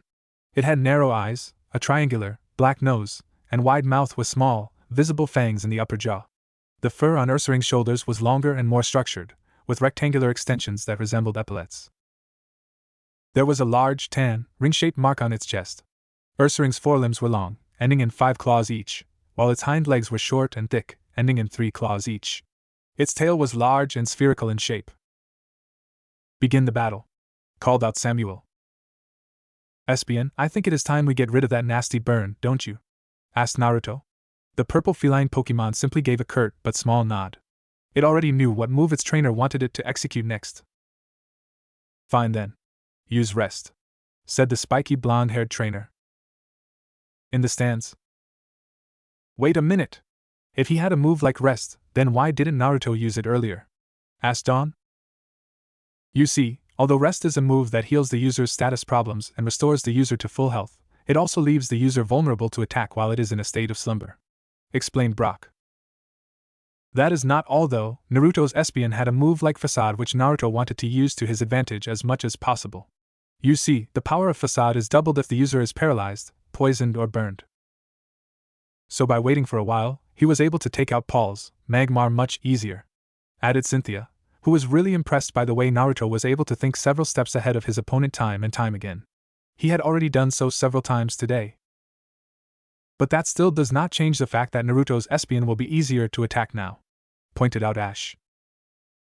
Oh, I highly doubt it. You see, Naruto would not do something like this without something to back up his Pokemon.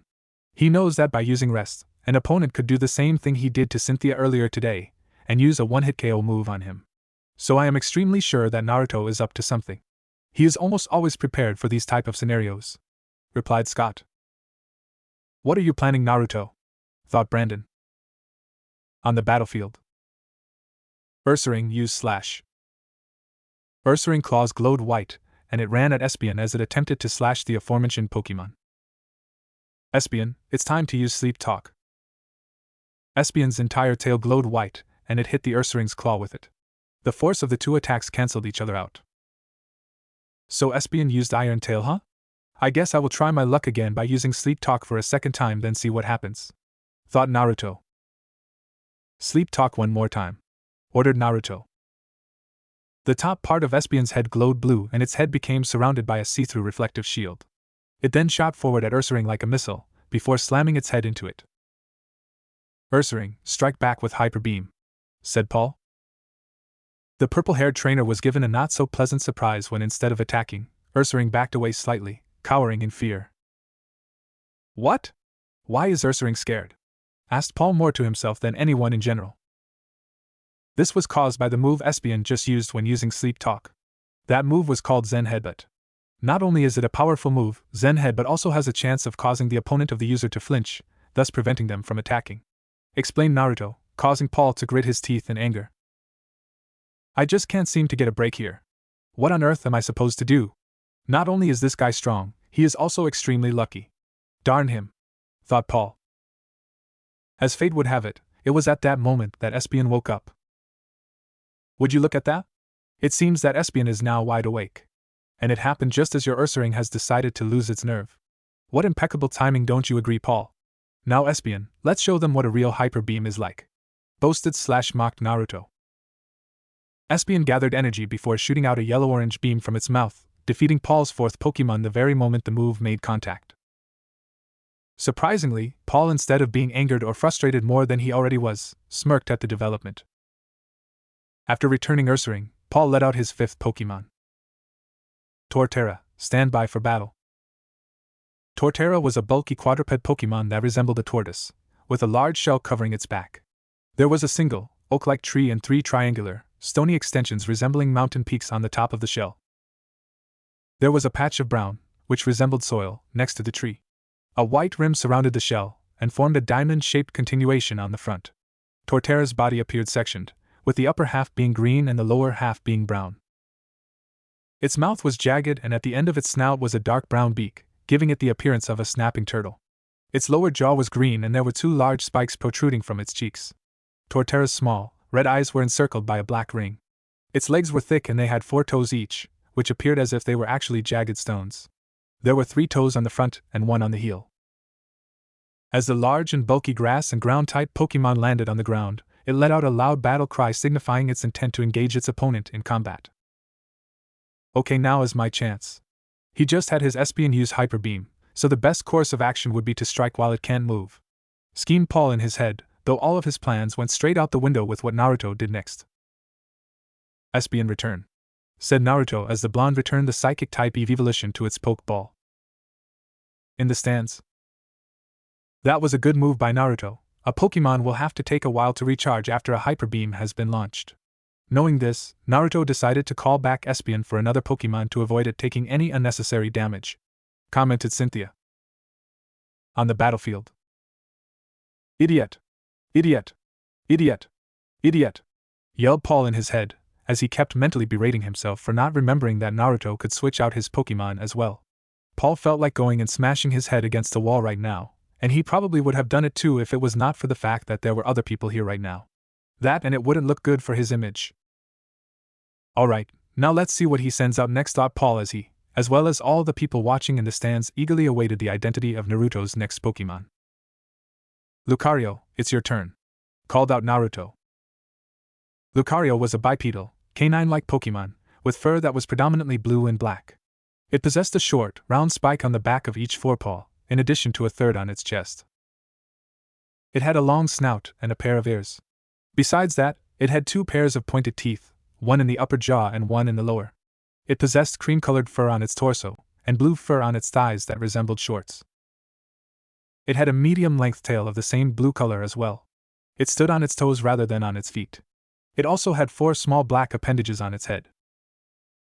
Paul, seeing as this has not been much of a battle thus far, I am going to let you have the next move, mocked Naruto as he made a come-at-me gesture with his right hand. Naruto in actuality was goading/baiting Paul. Is he insulting me? Does he think of me to be nothing more than a nuisance? Well, I will show him. No one does something like that and gets away with it, fumed Paul in his mind. Torterra, use Giga Drain on Lucario. The 3 mountains on Torterra's shell glowed green, and matching energy beams extended from their tips. The beams wrapped around Lucario's body, who made no attempt to dodge, draining its energy, before receding back into Torterra's shell after the attack was completed. Now use Frenzy Plant, ordered Paul. Torterra's body became outlined in green and it slammed its front 2 legs into the ground. Giant roots with spikes on them came out of the ground and headed straight for Lucario. Not yet, Lucario, let the roots get just a little closer, said Naruto through the telepathic bond that the two shared. Just as the roots were about to hit Lucario dead on, Naruto called out his next order. Use extreme speed and get into the air, said the blonde-haired trainer. Lucario bent its legs and became surrounded in a white and clear aura, before jumping up into the air at a high speed.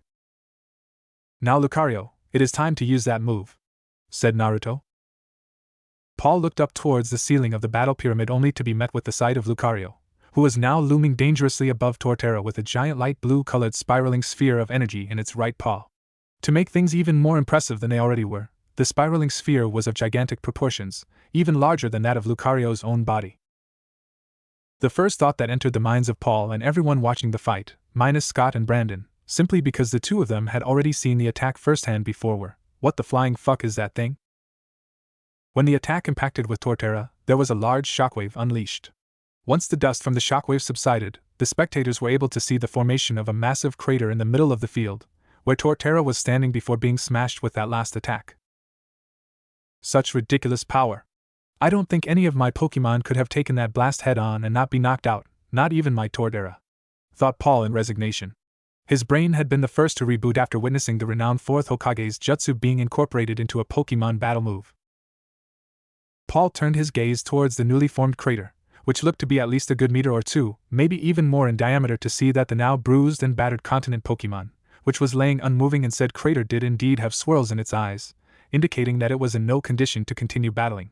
Paul let out a deep sigh of exasperation before returning Torterra to its Pokeball. I forfeit this match. There is no point in continuing this any further.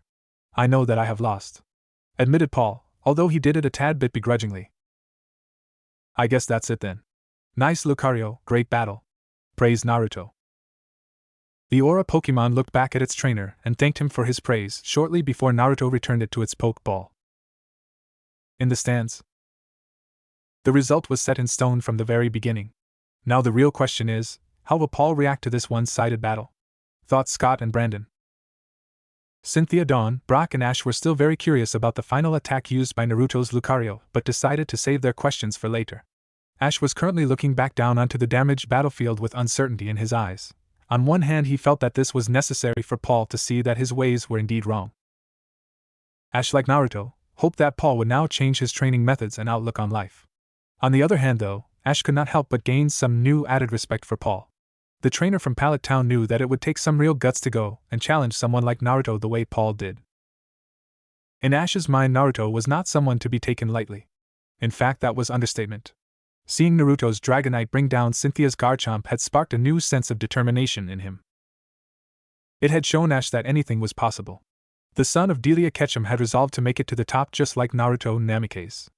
After finding out that the two of them shared similar beliefs, Ash's confidence in his chances of accomplishing his lifelong dream of becoming a Pokemon master through hard work and bonds with his Pokemon had skyrocketed to unimaginable heights. So it was no big surprise when Ash rushed down onto the battlefield and offered some kind words to Paul in an attempt to cheer his rival up a little bit. I will tell you, Paul, that was great, chirped Ash as he placed a comforting hand on Paul's right shoulder, which Paul decided to ignore. Instead, Paul just spared a sideways glance at Ash before focusing his gaze on Naruto once more. The ex-shinobi was still standing on the other side of the field and had not moved yet, his face remaining impassive. As their gazes met, the son of Minato Namikaze decided to impart a little advice to Paul. We will battle again someday. Think back about what happened today, train hard, and when you are ready, come and face me in battle once more, advised Naruto. I will work on it. Goodbye for now, then, said Paul as he gave a respectful bow and walked off. Scene change, Pokemon Center treatment room. Shortly after Paul had walked out of the battle pyramid, he was followed by the others, Scott, Brandon, Ash, Dawn, Brock, Cynthia and Naruto. It was then that Ash had pointed out that Paul was walking in the direction opposite to where the Pokemon Center was located. Naruto and Cynthia had stopped Paul and reminded him that his injured Pokemon needed to be treated first, to which he accepted. Unfortunately, when they got to the Pokemon Center, Nurse Joy claimed that she needed to perform emergency surgery on an injured Pokemon. Thus, Naruto decided to heal Paul's Pokemon by himself. Cynthia offered her assistance to Naruto in treating Paul's Pokemon, as she also had an above-average knowledge in the medical field. Naruto gratefully accepted her help and thanked her for it. Nurse Joy then showed them to one of the empty treatment rooms before heading off to perform the emergency surgery. While treating Paul's Torterra, Naruto explained that when they are hit with powerful attacks, Pokemon tend to get a fever sometimes, and thus Pokemon need to be treated everywhere. Cynthia also gave Chimchar a pill and some water and then asked it to rest. And this is where we rejoined the group of 8 in the treatment room.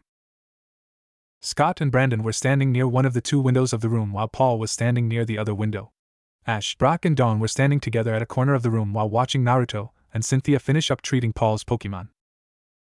Alright, that just about does it. Paul, we are done treating your Pokemon, said Naruto while wiping off a bead of sweat from his forehead as he and Cynthia, whom were both standing in front of the trio consisting of Ash, Brock and Dawn, turned to face Paul. Thank you very much, both of you, replied Paul. Naruto, now that Paul's Pokemon are healed, there is something that I want to ask you. What was that last move that your Lucario used on Paul's Torterra? Asked Cynthia. The tension in the room suddenly spiked a little as the question was asked. Naruto inwardly face-palmed. He seemed to be making himself the center of attention far too often in the last 24 hours. Thinking about it again, Naruto thought that perhaps he should have just finished the battle with Paul's Torterra using a normal Pokemon move. As a certain heir to the Nara clan would say, all this attention was becoming troublesome. Naruto knew that he could not slip through this one without telling the others about his technique. He would have to come clean again. But if the others were not going to let this slide, that did not mean that Naruto was going to just tell them all the secrets of the Rasengan. He might tell them how the technique worked, but he certainly would not tell them how to learn it, not for now at least.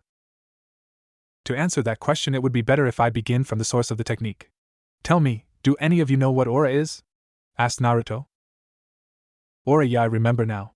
I and Brock learned about aura when we visited Rhoda sometime last year, exclaimed Ash as a few old memories entered his mind.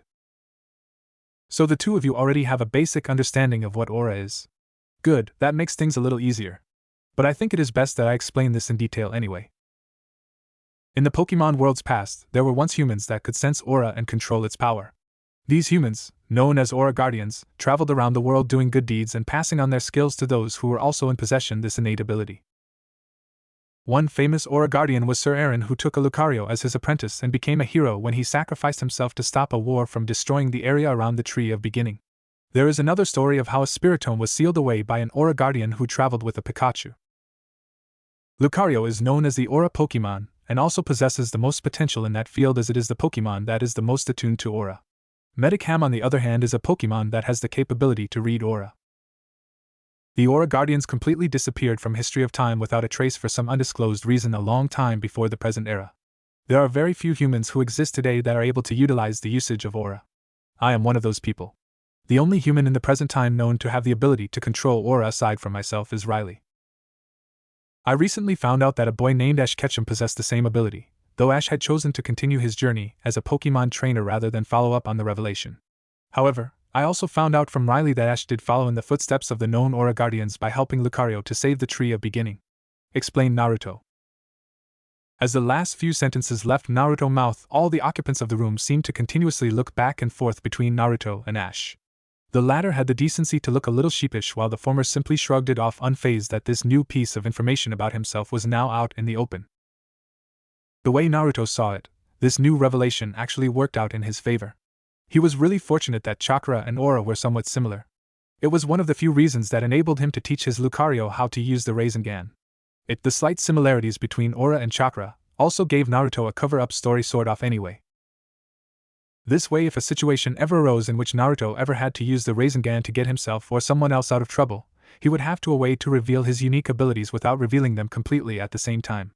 Whichever way you looked at it, it was a win-win situation for Naruto. Naruto cleared his throat to get everyone's attention.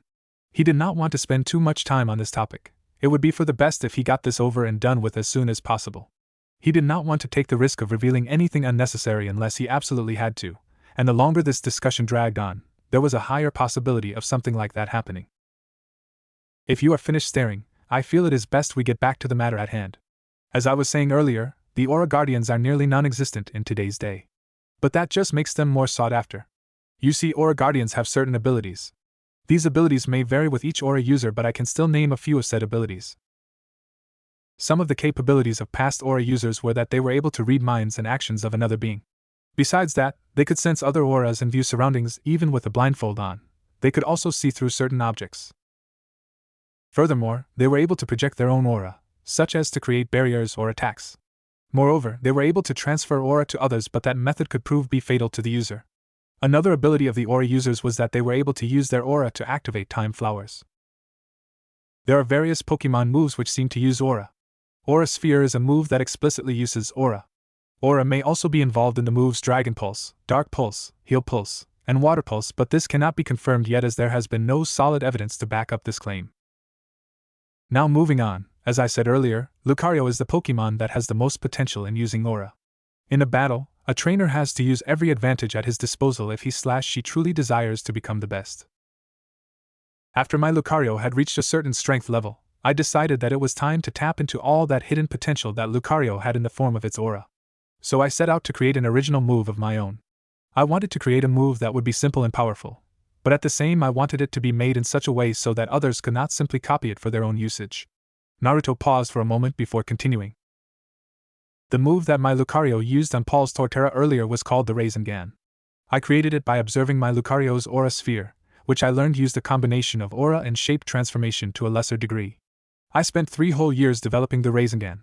My intention was to take the shape transformation of one's aura to the highest possible point. The Rasengan is a short-ranged, offensive technique. It relies solely on the aura control of the user. Once it is complete, it becomes self-sustaining, which does not give the Rasengan a definite limit for the number of times that it can be used in battle. The compacted nature and moving speed of the aura allows the Rasengan to grind into whatever it comes in contact with to inflict major damage. This tends to launch the target spiraling backward after being hit, or, if the target is lying on or being launched to the ground, the destructive force is enough to form a crater, as seen when it was used on Paul's Tort era.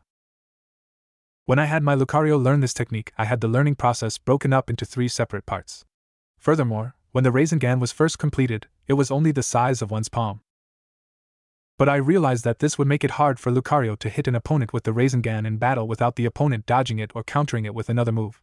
So Lucario had to work even harder to increase the size of the technique.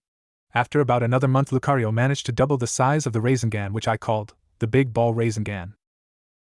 It took half a year more for Lucario to get the Rasengan as big as it is now.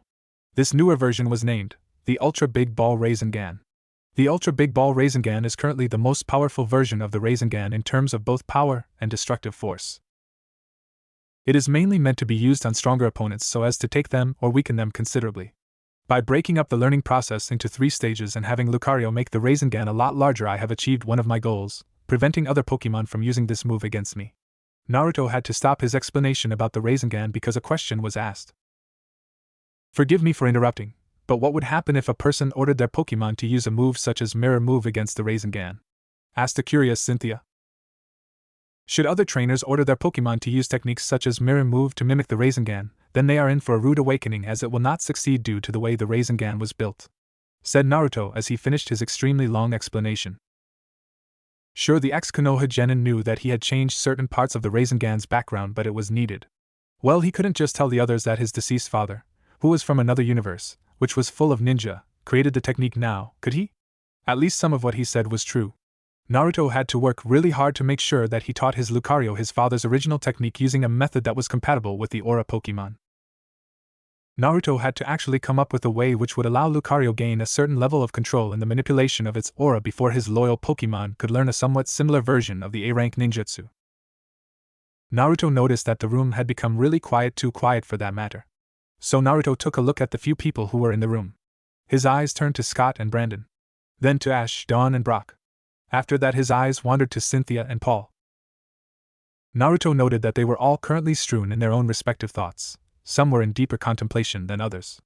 Though this was not to say that Naruto was not expecting something like this to occur. The people back in the Shinobi universe also sung praise about the Rasengan far and wide, and that was when it was used with chakra, which nearly every ninja was capable of utilizing. But in this world, Naruto had made his Lucario perform his father's original technique using aura.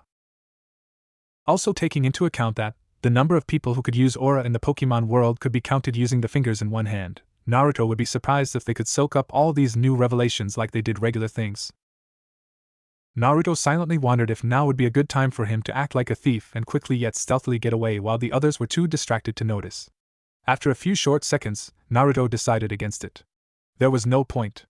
That, and Naruto had a feeling deep in the pit of his stomach that if he got up and left now, then it would just lead to more trouble. And that was the last thing he wanted. After a short while, Naruto could not take it any longer and burst out laughing as he fell to the floor and clutched both of his sides. This seemed to do the trick, as the others were now not thinking in their own world and were fully aware of their surroundings once more. "What's so funny?" asked Cynthia with a slight edge in her voice. Naruto couldn't tell if Cynthia was irked or if she was simply posing a question in a normal manner. Naruto put a hand over his mouth to prevent any remaining laughter that he had left from escaping his mouth, before taking a few deep breaths to recompose himself. Naruto wiped away a stray tear that was threatening to fall from his left eye, probably due to his laughing fit. He then turned towards the champion of Sinnoh with a neutral expression on his face. "Nothing much, simply put, I found it to be rather amusing to witness all of your reactions a moment or two ago," answered Naruto, his calm voice betraying how he felt inside. "Anyone would be in the same position if they learned what the rest of us just did a moment." "How do you keep coming up with stuff like this?" retorted a stupefied Ash. "Can you keep a secret?" asked Naruto in a barely audible voice, which was just slightly above a whisper. Ash and the rest of the occupants in the room nodded before leaning in slightly to hear Naruto's reply. Naruto had an enormous shit-eating grin plastered on his face, or he would have if he did not use all of the willpower he had to keep it hidden from view. It would merely end up ruining what he was going to do next. Naruto really had to hand it to Sasuke's older brother, Itachi. The older Uchiha seemed to have a whole lot of self-control to be able to maintain that poker face everywhere he went. But Naruto could now see that there were many advantages to it, the poker face, as well. Once Naruto thought that there had been enough suspense, he decided to give the group their long-awaited answer. "It is good to know that you all can keep a secret because so can I," said Naruto as in the same low tone of voice that he used earlier before bursting out into yet another set of giggles, which turned into full-blown laughter a short while later. Naruto made no attempt to suppress his enjoyment of the situation. There was no need to. He really was having the time of his life letting this side of himself loose. The prankster in him had not pulled a new prank in a while, but he guessed that this was good enough. The peeved faces that were half looking and half glaring at him would be testament to that. These facial expressions triggered Naruto's memories on how the people of the village hidden in the leaves would look at him with bloody murder every single time he pulled a prank as a child, be it the time when he pranked a simple food vendor or the time when he painted the Hokage monument in broad daylight wearing a bright orange jumpsuit. Naruto stopped his train of thought right there. All of that was in the past. Wallowing in self-pity over what could have been would prove to be pointless and an utter waste of time. He also did not want the others to know that he was feeling sad about something. And since when did Naruto Namikaze feel sorry for himself? He was stronger than that. Much stronger. While some of the occupants in the room were still a little bit agitated by the fact that they had been duped by Naruto, that thought was overshadowed by another which was revolving around the amount of intelligence and creativity that had been displayed by the former Hidden Leaf Genin. Just how strong is he, Naruto, actually? Was the question on everyone's minds. About 10 to 15 minutes later. After a short while, the hype on Naruto had died down for now, much to the aforementioned person's relief. The topic of discussion then switched over to Paul's Pokemon. And that is where we are now with Naruto and Cynthia praising Paul about his Pokemon. "Paul, your Pokemon are all very well trained," stated Naruto. "And I am especially impressed with your Torterra. It's frankly quite amazing," added Cynthia. "Torterra was my very first Pokemon," stated Paul. "That is incredible," said Dawn. "You raised it from a Turtwig?" asked Brock. "That is right. We have traveled a lot. We made our way through the Hoenn, Johto and Kanto leagues but did not manage to win any of them. It was also during that time that I caught Weevil," answered Paul. "What about Chimchar?" asked Ash. "I caught Chimchar after I came back to Sinnoh," answered Paul. "You have done a lot with Chimchar in such a short time," praised Cynthia. "So what, after all Chimchar's performance against Naruto's Espion was atrocious if you remember," remarked Paul. "Until you got hit with that Hyper Beam, I don't think you cared how many of your Pokemon took a fall," cut in Ash, who seemed to have had enough of the crap that Paul was dishing out about his Pokemon. "What is your point?" asked Paul. "Come on. How do you think your Pokemon felt about that? Don't you get it, Paul? Winning that way is only a win for you," said Ash angrily as he gestured towards all of Paul's fallen Pokemon, whom were all now asleep and recovering from their recent battle. "Oh, give me a break. A win is a win," said Paul. "You will never win this way, Paul," retorted Ash. "Pathetic. You just keep doing things your way. I will get stronger any way I choose," replied Paul, who was not in the least moved or bothered even after the thrashing that was sent his way earlier in the day. "You want to get stronger, do you?" asked Cynthia out of the blue as both Ash and Paul looked at her closely. "If you do, then there is something that I want to show you," continued Cynthia as her lips quirked upwards a bit.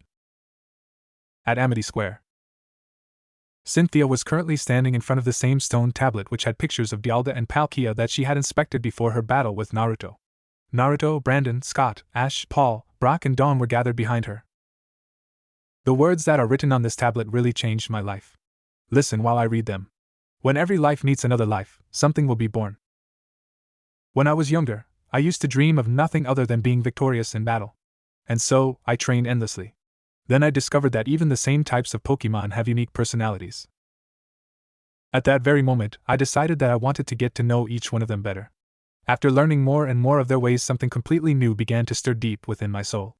I knew meeting new Pokemon was just like meeting new people.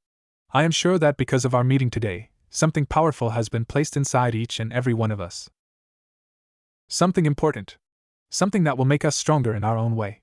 My desire to meet Pokemon has spawned a dream. That one day, I will actually meet the legendary Dialga and Palkia. Then, Perhaps one day I will be able to travel back to the source and find the times and origin of all Pokemon," said Cynthia passionately as he gazed upwards towards the bright blue sky. Naruto silently admired Cynthia, who gave her silent speech, taking in the sight of beautiful form from afar. "She really is one of a kind. I don't think I have met a woman like her before," thought Naruto to himself.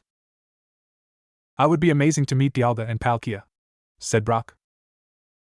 "It sure would," confirmed Dawn. The next day. Thus, one of the most eventful days was concluded. Now we find Cynthia talking to Scott with Ash, Brandon, Dawn, Paul, and Brock listening on intently in silence. Naruto just left a little earlier. Cynthia. He said that he had somewhere to be, so he wanted to get a move on and did not intend to waste any time, said Scott. Cynthia let out a frustrated sigh. "Darn it!" cursed Cynthia in her mind. There went that idea.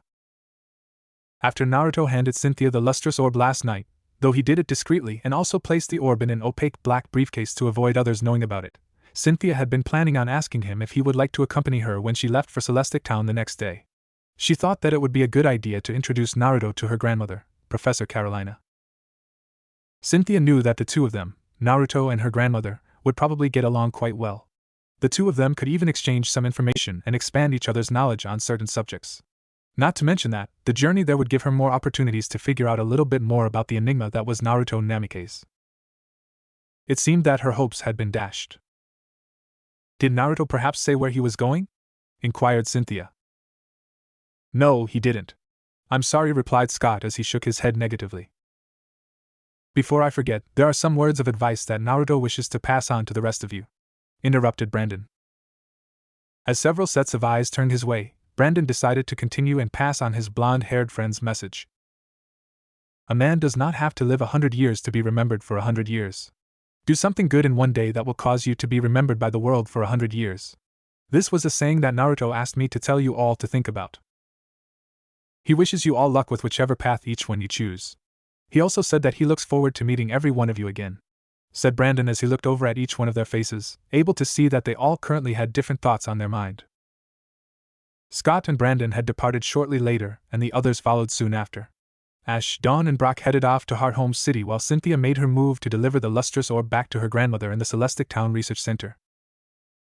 All the while the Sinnoh champion's mind was on the spiky blonde-haired man that she had met during the previous day. Though unaware at the time, Cynthia could not help but feel eager to meet him again. And she was not alone in this.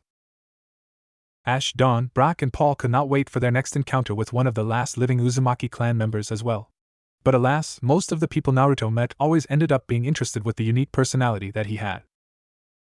End chapter. Chapter 4, Youthful Dragon Master and Hunter J. -5 days after Naruto defeated Cynthia's Garchomp. Drake was a very experienced man. He was a trainer who had fought countless Pokemon battles and sailed across many seas. He was renowned for his skills as a trainer, being hailed as one of the few people who was referred to as a dragon-type master. He had many great achievements to his name. The most notable of those accomplishments was being made the leader of Hoen's Elite Four.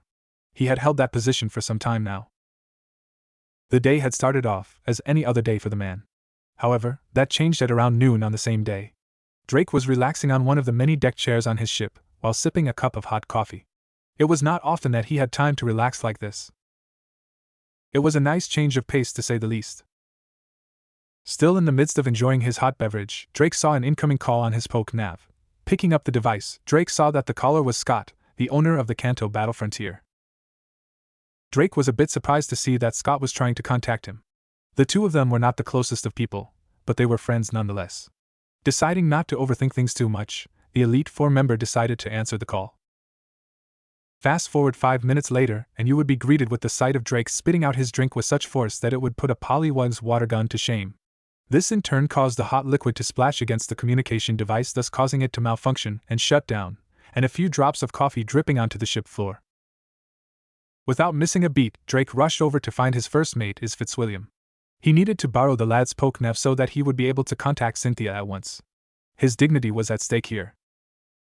With Cynthia. The Sinnoh League Tower was a place in Sinnoh. It was the location that was built for the Elite Four and champion of said region. Those 5 people could use the tower whenever they pleased. There were also living quarters set up for each one of them to use if they ever wanted to stay there from time to time. The tower was rather large, no, that was an understatement. It was downright huge. It was 6 stories tall. The Sinnoh Tower architecture made it resemble the appearance of a medieval castle from the olden days. The first floor of the tower was the lounge room. It was a place where most of the elites used to just laze around from time to time. This was one of the rare times when all 4 of Sinnoh's elites plus champion were in the tower at the same time. The 5 of them were on the same floor as well. Whether this was a coincidence or not, no one would know. Then again, this type of occurrence was not impossible as well either. The 5 of them did kick back and relax together every now and then. It allowed them to get away from their hectic lifestyles. Aaron, a bug-type specialist and the first member of Sinnoh's Elite 4, was currently painting a picture of his Skorupi. The scorpion Pokemon was seated on a table in front of its trainer to make it easier for him to paint. Skorupi resembled an oversized, pale purple scorpion. Its claws and tail had been swapped, giving it 2 stingers and a claw tail. Its miniature jaws, claws, and tail claws were white. Its arms were attached directly to its head, close to its teal eyes. A pointed marking joined its eyes. Its head, arms, 2 tail segments, and all 4 legs were light blue, while its body, tail end, and other 2 tail segments were a darker shade of blue. Bertha, a ground-type specialist and the second member of Sinnoh's Elite 4, was talking on one of the video phones in the lounge rooms, which was located near the elevators on the floor. She was talking to her good friend Agatha, a member of Kanto's Elite 4. Bertha and Agatha had been friends for a long time. The 2 of them were also the longest-serving members of both of their region's Elite 4. Flint, a fire-type specialist and the third member of Sinnoh's Elite 4, was not doing anything much at the moment. He was simply sitting on one of the few lounge chairs, eating a sandwich while his feet were resting on a footrest. His Infernape was out of its Pokeball. The fire and fighting type Pokemon was sitting on the floor with its eyes closed shut, making it appear as if it were meditating. Lucian, a psychic-type specialist and the 4th member of Sinnoh's Elite 4, was sitting only a lounge chair similar to the one Flint was seated on. Lucian was currently engrossed in reading an orange-colored book while adjusting his glasses every now and then. And last but certainly not least, Cynthia, the champion of Sinnoh, was seated at a wooden table at the back of the room, which was quite near the entrance. She was on her laptop. Cynthia was looking intently at her computer screen, stroking stray gold locks out of her lone visible eyeline before curling them behind her ears. After receiving the lustrous orb from Naruto, the champion of Sinnoh wasted no time as she flew to Celestic Town on her prize Garchomp before handing the lustrous orb over to the Celestic Town research team. When asked about where she got the orb from by her grandmother Professor Carolina, Cynthia had told her in private on how she had come into possession of the lustrous orb. Though Cynthia told her grandmother to tell the media and public that they were given the lustrous orb by a well-wisher as per Naruto's request. You see, Cynthia had promised Naruto that his identity would not be revealed so long as he did not want it to after he handed Cynthia the orb. So all in all, Professor Carolina was the only person who knew that a man named Naruto Namikaze was responsible for giving her granddaughter the lustrous orb, with the rest of the research team being ignorant of this fact. After dropping off the lustrous orb, Cynthia had come over to the Sinnoh League Tower in order to do a background check on the enigma that was Naruto Namikaze, seeing as all the computers here had access to a wider database than normal ones would. It was one of the privileges given out to all the members of the Pokemon League, the Elite 4 and champion of each region. You see, there was a special tower similar to this one that was built in every region to be used by the Elite 4 and champion of each region. The Elite 4 and champions also had access to a private server where all the members of the G-Men would store information on characters that they found to be ones to look out for, be it as potential future elites or threats to the Pokemon world. There would also be meetings held between the elites and champions from time to time so that they may discuss these topics amongst one another. Cynthia continued typing, as her gray eyes scanned the computer screen from top to bottom yet again. She was determined to get the information that she had spent oh so long searching for. She had been on her laptop searching for it for at least 3 hours now. Yet another fruitless search caused Cynthia to groan in frustration. The blonde's research was interrupted when an icon popped up on her screen indicating that there was an incoming call for her. This was one of the benefits of having a laptop such as Cynthia's. It could be used as a method of long-distance communication as well. Cynthia clicked on the icon on her computer screen, making a picture of Drake of Hoen's Elite 4 pop to life on the aforementioned screen. Drake, I wasn't expecting a call from you. Is there something that I can help you with? Asked Cynthia in a polite tone. Cynthia, I have a question of utmost importance that I need to ask you, said Drake, his face turning serious. Go right ahead, said Cynthia as she raised the volume of her computer so as to allow the other occupants of the Sinnoh League Tower to hear their conversation. If it was a big deal, then it was best to let her elites know about it as well. She would regret raising the volume of her computer a few moments later. Is it true that you met a trainer named Naruto Namikaze at the Amity Square around 5 days ago? Questioned Drake. When she heard the question that the leader of Hoen's Elite Four had just asked, Cynthia could not help but think of the irony of it all. Here she was sitting at her laptop searching almost every source to see if there was any past history on the mystery that was Naruto Namikaze, only for someone else to come and ask her questions regarding the whiskered blonde whom she hardly knew much about herself. Cynthia simply responded to Drake's question with a curt nod. Is it true that he challenged you to a one-on-one battle where he used his Dragonite, and you used your Garchomp? Cynthia gave another nod to Drake's second question. And Drake paused for a moment before continuing, hoping that one of his worst fears would not be confirmed. Is it true that he won that battle? Shit! Thought Cynthia. It seemed like word of her loss had spread all the way to Hoenn. Cynthia did not feel ashamed of her defeat, no, not at all.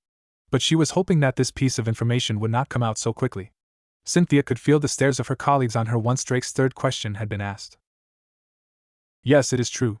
He did win that battle, replied Cynthia in a slow, even tone. I see, thank you for your cooperation, replied Drake with a small bow as he cut the call. Cynthia saw that Drake's face fell slightly as she told him of the result of the match, but she had no idea why. Hearing Cynthia admit that her Garchomp brought down by a trainer that they did not even know really shocked all of Sinnoh's Elite Four. Aaron had lost his concentration for a moment, and ended up ruining his painting. Bertha and Agatha were rendered speechless. Flint choked on the sandwich he was eating and Lucian dropped his book. Way out! Yelled all of the members of Sinnoh's Elite Four as soon as Drake had ended the call. Cynthia raised her hand, telling the others to keep quiet. Man, those guys had some strong lungs to be able to yell that loud.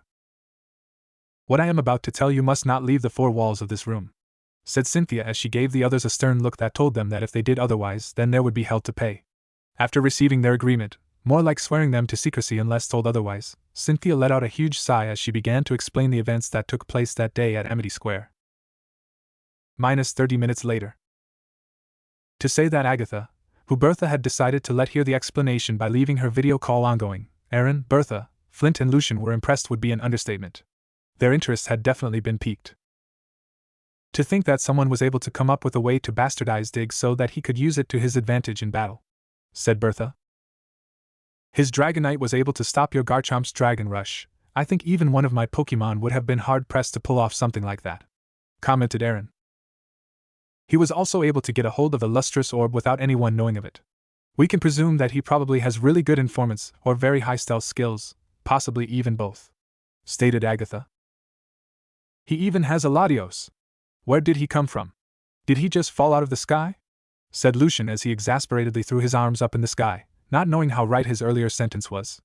Lucian was a bit peeved that even he, a psychic-type specialist, did not have possession of one of the two legendary Ian Pokémon. I am more interested in how much strength he is hiding. To be able to create an original technique that was able to cause a giant crater to form upon impact. He is definitely the real deal, exclaimed a totally excited Flint as he fist-pumped towards the ceiling of the ground floor and let out a whistle of appreciation. Beside Flint, his trusty Infernape had a glint in one of its eyes, that same glint that it only got when it was raring for a good battle. The evolved form of Monferno had found a trainer that it really wanted to test its strength against, and see if it would emerge victorious. It was sure that its trainer shared the same thoughts. With Drake. After the getting in touch with the champion of Sinnoh, who validated Scott's earlier claim, the aging man thanked her before abruptly cutting the connection. He then fell to the floor and began crying anime tears. Why me? Wailed Drake uncharacteristically with his hands on his knees. His shipmates that witnessed the scene before them thought that the captain was just extremely stressed and simply shrugged their shoulders before walking away and continuing on with their own things. When Drake walked into the meeting room at Evergrande City for a meeting between the Elite Four and champion of the Hoenn region 4 days later, the eyes of his colleagues were as wide as dinner plates upon seeing his new outfit. Drake's new outfit consisted of a green jumpsuit and orange leg warmers. As soon as Drake took his seat at the circular table where the other 3 Elites plus champion were seated, the aforementioned 4 people burst out laughing at the man's expense. While this was going on, Drake held his head low as he looked at the floor below, which seemed to be extremely interesting right now. I will get you for this, Naruto. Silently fumed Drake in his mind. If Drake had one wish right now, it would be so that he could turn back the clock and make sure he never made that stupid bet with the blonde-haired young adult 5 months ago. Tell you what, Naruto, if you ever manage to beat Cynthia's Garchomp of Lance's Dragonite in a battle without using your Latios or your starter Pokemon, then I will wear that abomination to my next meeting in Evergrande City with pride whenever that is. Slurred a drunk Drake as he pointed to the green jumpsuit that Naruto was holding. Those were the exact words that Drake had said all those days ago. He had been drunk that night, but it appeared that the blonde had videotaped that statement for good measure. That sneaky bastard. Drake made a mental note to himself to never get drunk when the blonde was around ever again. But the full details of this incident is a story for another day. In actuality, Naruto did in fact challenge Cynthia with the purpose of testing his strength and to make a name for himself. Cynthia using her Garchomp in that one-on-one battle and Naruto's Dragonite emerging victorious was just an added bonus for the blonde. And the day that Drake learned of this, he would think that he had the worst luck in the world. It is just too bad that the Dragon Master never met the Slug Princess, Tsunade Senju. Those two might have actually gotten along quite well. -1 week after Drake's meeting at Evergrande City. Ash, Dawn, and Brock were currently in a forest nearby Mt. Coronet. The trio were looking at a Pokemon which none of them had come across previously. It was a small, yellow, ceratopsian-like reptilian Pokemon. It had white toes and a white bump on its back. It had a dark gray elliptical face, with a prominent white brow and a white rim on its black snout. "Who's that Pokemon?" asked Ash more to himself than anyone in particular, as he took out his Pokédex and scanned said Pokemon. Sheldon, the shield Pokemon. The skin on its face is very hard and it has a habit of polishing it by rubbing it against trees. It is weak to attacks from behind, said the mechanical voice of the Pokédex. Dawn, do you realize what a rare Pokemon that is? Asked Brock with a hint of excitement in his voice. The fact that Sheldon was part rock type contributed to the Pokemon breeder's excitement. Well, it sure is cute. Just look at those eyes, said Dawn as let out a squeal. Thud. The admiring of the Sheldon was abruptly halted by the sound of a huge tree hitting the ground. Ash, Dawn, and Brock snapped their heads in the direction where the noise of the falling tree came from, only to see a huge black vehicle that was quickly moving towards their current location. The top of the vehicle opened up and out came a man wearing a black and gray-colored suit. It's them. That's one of Hunter J's goons, said Ash, recognizing the man immediately. You know they just want to steal the Sheldon and sell it, said Brock, who was now more alert than he was a few moments ago. Pikachu used Thunderbolt now, said Ash. Pikachu was a short, chubby rodent Pokemon. It was covered in yellow fur, and its ears were long and pointed with black tips. It had a small mouth, brown eyes, and 2 red circles on its cheeks. There were pouches inside its cheeks where it stored electricity. Its forearms were short, with 5 fingers on each paw, and its feet had 3 toes. It had 2 brown stripes on its back, and its tail was in the shape of a lightning bolt with a patch of brown fur at the base. Yellow sparks appeared around Pikachu's tail and cheeks as it released a powerful bolt of yellow electricity from its body at the henchman. Go Golbat, use wing attack, said the henchman as he released his own Pokemon in response. Golbat was a large, blue bat-like Pokemon with purple wing membranes. It had small eyes with slit pupils and a massive mouth containing 4 fangs. Golbat had a long, purple tongue. Its pointed ears were tiny, and it had short legs with long, thin feet. Golbat repeatedly dived down to avoid the thunderbolt. Its wings began to glow white before it struck Ash's Pikachu with one of its wings, sending the yellow rodent sprawling backwards onto the ground. Pikachu, are you okay? Asked a worried Ash as he hastily rushed over to his starter Pokemon's side. I have just about had it with you kids, said henchman who used the Golbat earlier as he began to move forward to get his hands on the Sheldon, a second henchman following closely behind. A loud call of flash cannon was heard before a silver energy beam was fired at the Golbat. The power behind the attack knocked the poison and flying-type Pokemon out. Soon a trainer with his loyal Jackal Pokemon walked up and stood beside the cap-wearing trainer from Pallet Town. Upon seeing this person brought upon mixed reaction from the 2 parties. One party was happy while the other was scared to death. Fuck.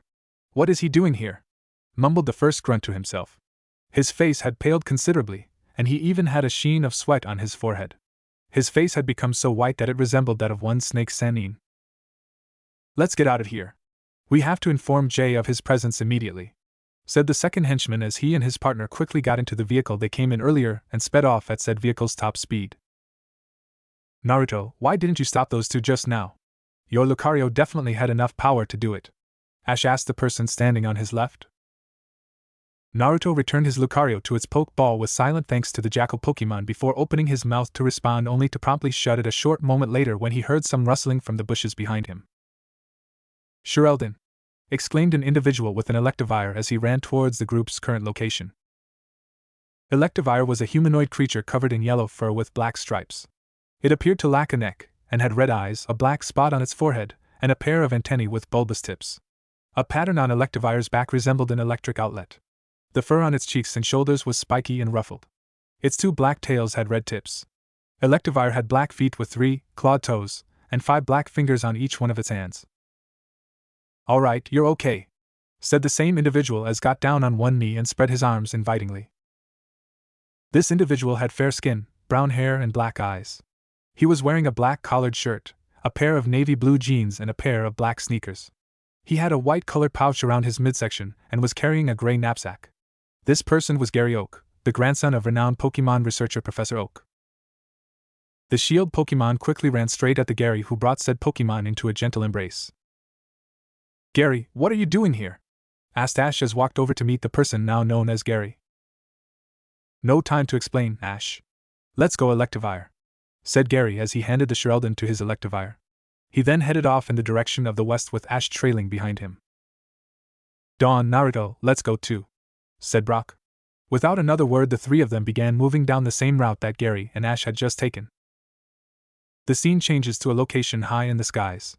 It is here that we are able to see a humongous black aircraft. Inside what was presumed to be the main room of the aircraft, a woman who looked to be in her 20s or 30s was seated on a chair as she looked at the screen in front of her. She had silver hair and blue eyes. This woman was Pokemon Hunter J. She was currently talking to one of her henchmen whose face was shown on the screen mentioned above, which worked in a similar manner to the video phones at Pokemon centers. "This is Scouting Party 1. The target was been located at the foot of Mt. Cornet," said the henchman who used the goblet earlier. "As I figured it would." "What happened?" asked Jay. "We were attacked by a trainer with a Lucario and were unable to capture the Sheldon." "Unable to capture?" questioned Jay with a slight edge in her voice. She had also raised her voice a little when voicing this. "But Commander, you don't understand. It wasn't just any trainer. It was him. We ran into Namikaze," exclaimed the henchman as he waved his hands in front of his face to show Hunter J that he was not at fault. "What?" bellowed Jay. She had gripped the armrest of the chair she was sitting in tightly once she heard the name of the person who had gotten in the way of her men. "You have been a pest in my side for some time now, Namikaze. This time I will get you back," thought Jay. "What were the coordinates of the location where your encounter with that vermin took place?" asked Jay to her henchman on screen. "When we met, it was around coordinates 905, Commander," answered the henchman. "That is all I need to know," said Jay as she stood up and cut the call with her henchman from earlier. "Surround coordinates 903 to 906. Failure is not an option here. I will not let him get away," ordered Jay. "Yes, Commander," replied one of Jay's many workers who were in the same room of the ship as her. The airship landed on the ground below, before it opened up and many similar van-like vehicles drove out of said airship. With Naruto, Ash, Dawn, Brock, and Gary. "Naruto, you never really answered my question from earlier, you know," said Ash as he glanced at the blonde. "The answer is simple. Those goons are of no concern to me. Jay will still come after the Sheldon even if they are captured. She will not hesitate to sacrifice her men either," stated Naruto in a cold tone. He disapproved of Jay's method.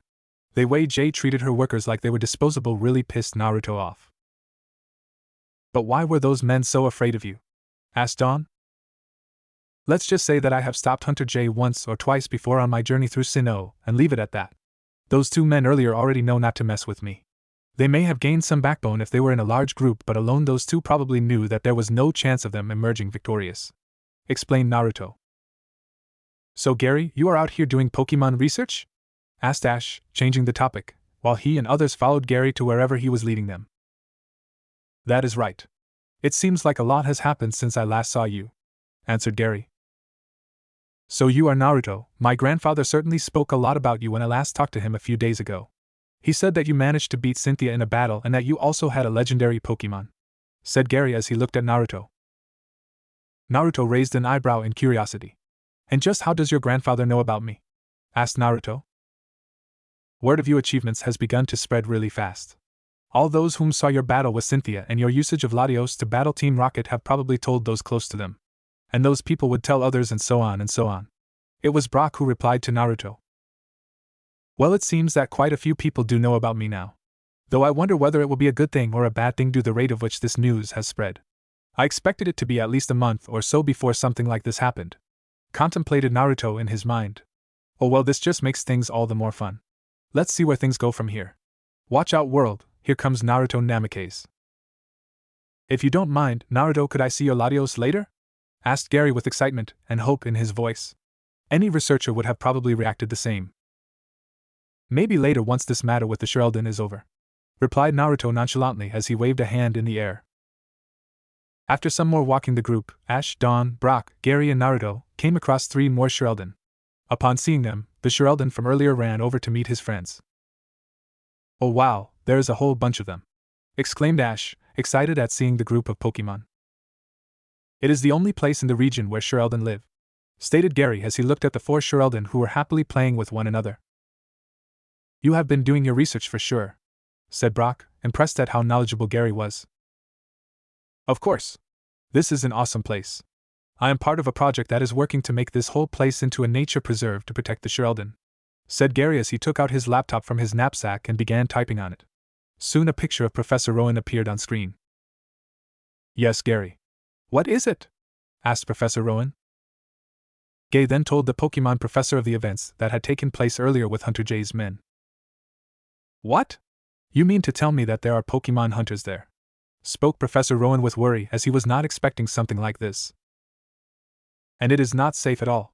I am taking these Shirelden and leaving, replied Gary. All right. We are already on our way there. We will be there shortly, so I suggest that we meet at this location, informed Professor Rowan as a map popped on Gary's laptop screen and a spot on the map began glowing orange, indicating it was the location that Professor Rowan mentioned earlier. With Hunter J. Back in the main room of Hunter J's airship, we see said Pokemon Hunter in the midst of yet another video call, this time with one of her clients. It is good to see that you are doing well, Pokemon Hunter J. Now I would like to ask about a certain Shirelden that I have commissioned you to get for me, said a spectacle-wearing man with spiky hair over the screen. He was dressed in a business suit and was wearing a tie. He had 2 other men standing beside him who were presumably either his associates or bodyguards. Don't worry. You will have your first Shirelden by the end of the day today, just as we agreed, assured Jay in a confident tone. Well now, that is excellent news, Pokemon Hunter J. The idea that I will be the proud owner of such a rare Pokemon pleases me greatly. So would it be possible for me to come and pick up the Shirelden directly from you? Inquired Jay's client. Do as you like, said Jay, who was not really bothered with how the man got the Shirelden so long as she got her pay. Then I will be on my way there immediately. Thank you, stated the client as he cut the call. With Naruto, Ash, Dawn, Brock and Gary. This is bad. Hunter J's henchmen are practically all over the place, said Naruto as he peeked his head out of a bush that he and the others were currently hiding behind. It seemed that Jay had deployed a huge majority of her forces to corner them. It appears as if all possible escape routes are blocked off, stated Brock. Oh yeah, well I will block all of them off, said Ash with conviction in his voice as he prepared to leave the hiding place and go teach all the crooks a lesson. Shut up and think with a calm head, Ash. If you don't keep your voice down, then we will be discovered for sure. Sometimes I wonder if there is anything in that skull of yours at all. You are way too reckless, whispered Naruto into Ash's ear as he bonked the Pallet Town native on the head before using his other hand to cover the boy's mouth. He's right, Ashy boy. We need to form a plan and quick. This type of recklessness will only put the Shirelden in more danger, lectured Gary. So what do we do now? Asked Dawn. We will have to change our route and go around all of Hunter J's men. There is a river to the north and a deep valley farther to the south. It is really going to be hard bringing all those Shirelden with us. We have got to find a way to get to Professor Rowan. The question now is how do we do it? Said Gary. Actually, I might have a solution. But you have to promise to keep what you see a secret, said Naruto as he looked at each and every one of them. Deciding to trust them, Ash, Dawn, Brock and Gary, Naruto took out a Pokeball and let out his very first Pokemon. Upon seeing the aforementioned Pokemon, Gary Oak's jaw dropped so low that it was in danger of hitting the ground. How in the 7 layers of hell did you get your hands on that Pokemon? choked out Gary in a raspy voice. End chapter. Chapter 5, Reunion. Flashback. Naruto's point of view. When I first arrived in this new world, I found that it was far more peaceful than the one I came from. The first thing that I did upon arriving here was to learn of how all the things worked here. It took me about approximately 2 months, or 50 days to be precise, to get most of this knowledge into my head. Most people would not be able to do something like this, but then again most people were not as awesome and amazing as me. I was Naruto Namikaze, the Hidden Leaf Village's #1 hyperactive knucklehead ninja. The fact that I had an army of endless shadow clones at my disposal was a big help as well. All I had to do was go to a secluded area where no one was around and create a ton of shadow clones before using the transformation jutsu to give them all separate appearances. This was another thing that I found to be nice. It appeared that in this world, the inhabitants were humans, who were much like me, and some creatures called Pokemon. The only difference here was that the humans in this world could not use chakra and were like normal civilians. The closest thing that I could find here that was similar to chakra was an energy called aura. At first I found the relationship between humans and Pokemon to be similar to that of a summoner and his summon back home. Some trainers used their Pokemon to battle one another, some used them for contests, and some used their Pokemon to assist them in completing their daily tasks. I was happy living the life of a normal traveler. I did not choose to become a trainer at first. I was content with living a peaceful and simple life as I searched for a way to get back home. Though I came to learn later on that things were not as peaceful as I had first found them to be. About 11 weeks after I was transported here, I would witness the darker side of this new world. And it would leave its impact on me. I would always remember what happened on that fateful day like it was just yesterday. I even relive the events of that day in my dreams sometimes. Every time I think about it, it makes me sick to the stomach. Pokemon poachers. Every time I think of them, my anger skyrockets to levels that were even unknown to me. Those fiends make my blood boil, though I may not show it outwardly most of the time. I really want to rip those crooks limb from limb. The day I met poachers for the first time was also the day I got my starter Pokemon. And it was not a regular starter either. Many would probably kill to be in my place if they knew what Pokemon that was. It was a rainy day. The storm was violent. Raindrops were pelting the trees and forest floor nonstop. I was camping out at that forest when I heard a loud explosion. Not one to leave things unchecked, most of the time at least, I ventured deeper into the forest and braved the storm as I looked for the source of the explosion. Upon finding it, I came face to face with a group of 20 or so men who had cornered a Pokemon. The aforementioned Pokemon seemed to be extremely weak. It had a collar on its neck, probably used to control it. I would later come to learn that the collar was used to sap the Pokemon's energy almost completely until there was nearly nothing left of it. Blue eyes met blue as I looked at the weakened Pokemon whose body was covered in scratches and bruises. And it only took me a moment to realize what I saw in them. I saw myself. I saw the same loneliness in its eyes. The same loneliness that I myself had to endure while growing up. The inhabitants of the village hidden in the leaves did not make life easy for me when I was younger after all. At that moment something within me just snapped, and before the poachers could even utter a single syllable, they were on the ground. Out cold and unconscious. I had used my shinobi skills to dispatch of them without any difficulty. Those fools did not even know what hit them. Such was my first meeting with my starter Pokemon, Darkrai. In a way you could say it was all over in a flash. A yellow flash. How ironic was it that my father's moniker was used even in another dimension. I hope that the man was happy and content, wherever he was. I took Darkrai back to the campsite where I was staying before swiftly removing the collar that was placed on it, and doing my best to treat its injuries. Seeing that the injuries were quite severe, I hurried Darkrai over to the nearest Pokemon Center, using my skills and stealth to make sure no one saw me carrying the pitch-black Pokemon all the way there. I was fortunate that said Pokemon Center was completely deserted aside from the Nurse Joy that worked there. Then again, Pokemon Centers were not bristling with activity in the dead of the night. It also made the task of having the Nurse Joy that worked there keep quiet about Darkrai. Don't get any funny ideas. It would do no good if this news came out, at least until I was ready for it. I remember how I stayed there all night as I waited outside the treatment room of the Pokemon Center. But I didn't care. I was more concerned for Darkrai's safety. That matter was of the highest and utmost importance at that time. This incident would also be why I would go on to learn how to treat Pokemon on my own. I would not let a Pokemon be left hurt like this ever again. It made me feel useless. It made me feel helpless. It made me feel weak. Oh, how I hated those three feelings. After about another hour or so, the Nurse Joy exited the treatment room. Without missing a beat, I was right in front of her, asking her 101 questions regarding Darkray's well-being. She told me that Darkray would be fine by morning and that I should not worry too much about it. Those words still did not do much to ease my worries though. I rented a room in the Pokemon Center as I decided to try and get some rest. But it did not matter. No matter how hard I tried, my eyelids would not feel heavy nor would I drift off to slumberland. My mind was too occupied that night as I continued to think about the encounters that took place earlier that day. As I stared up at the ceiling, I kept wondering what I should do. After Darkray had awakened the next day, back at full health and strength, it decided to confront me. To my complete and utter surprise, the legendary Pokemon had come to the decision of joining me. It was a good thing that Darkray was capable of human speech. It made communication between the two of us a whole lot easier.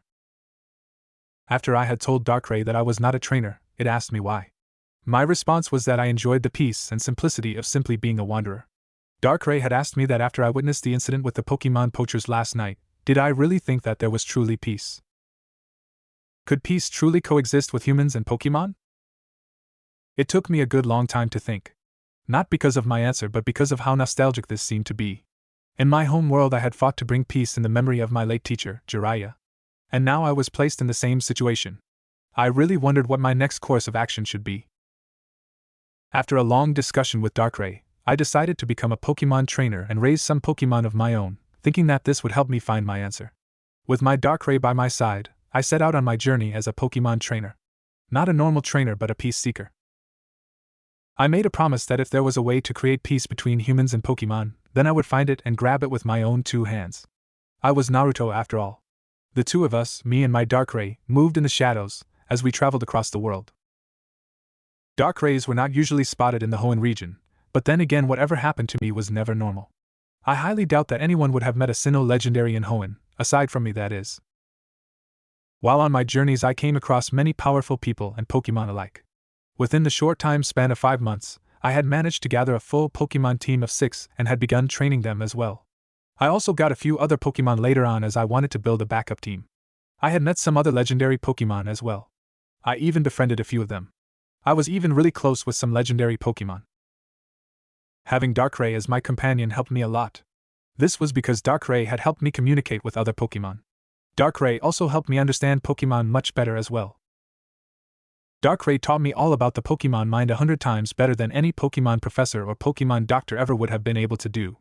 Darkray had seen some of the more foul things in this world being a legendary, and all. Darkray's experience and insight also helped me while creating training regimens and making Pokemon food for all of my Pokemon. That was another thing about me. I wanted to make sure that all my Pokemon were special. Thus, I created their own personal training regimens and meals for each and every one of them. Darkray acted as a leader, always keeping my Pokemon in line and making sure that the lot of them did not goof up. The two of us, Darkray and I, were inseparable. Although I was extremely close to all of my Pokemon, my bond with my Darkray was unique. It was one of a kind. Darkray was extremely protective of me. Every time I would go to sleep at night, be it at a Pokemon Center or camping out in the woods, Darkray would come out of his Pokeball and watch over me. Darkray would always alert me if it sensed danger nearby. Although I told Darkray that it was unnecessary and that I could do it myself, I was a shinobi after all. The pitch-black Pokemon remained persistent, and after a while I relented. Man, that Darkray was stubborn with a capital S. I took down several Pokemon poachers along the way. None of them ever saw my face or knew my name. It was only recently, after a talk with my entire Pokemon team, that I decided to embark on a quest in the Sinnoh region. All of my Pokemon knew of my dream to bring peace as well as my past. But despite everything, they always stuck with me, through thick and thin, in both good times and bad. Me and my Pokemon, decided that people would only listen to a person with power. That was why I left for Sinnoh, to take part in the Sinnoh League. I had only visited 1 or 2 towns in Sinnoh before, and even then I did not stay there for very long. I opted to travel through Sinnoh and take its league challenge so that I could gain people's respect. Then only would the majority of them listen if, or rather when I spread the word of my dream. I was still undecided if I was going to challenge the Elite Four, but that idea could be put on hold for now. There was no rush after all. All in all, it was like being the Hokage in a way. A powerful person with a kind personality spreading his beliefs and ideals to others. Though I highly doubt things will go that smoothly, I will deal with things as they come. End of flashback. Back with Naruto and the gang near Mt. Cornet. Third-person point of view. How in the 7 layers of hell did you get your hands on that Pokemon? choked out Gary in a raspy voice. Gary Oak's brain had abruptly shut down for a brief moment as he looked at the Pokemon in front of him. And he had good reason to be acting like this. For you see, in front of the Pokemon researcher's eyes was none other than the pitch-black Pokemon Darkrai. Gary knew that this Pokemon was a part of the lunar duo of Sinnoh along with Cresselia. Professor Rowan had shown him a picture of all the legendary Pokemon that resided in the Sinnoh region while he was working as the professor's assistant. The fact that astounded Gary was that Professor Rowan had told him that Darkrai was said to not be friendly with humans. So it puzzled him as to how Naruto had got his hands on this particular Pokemon.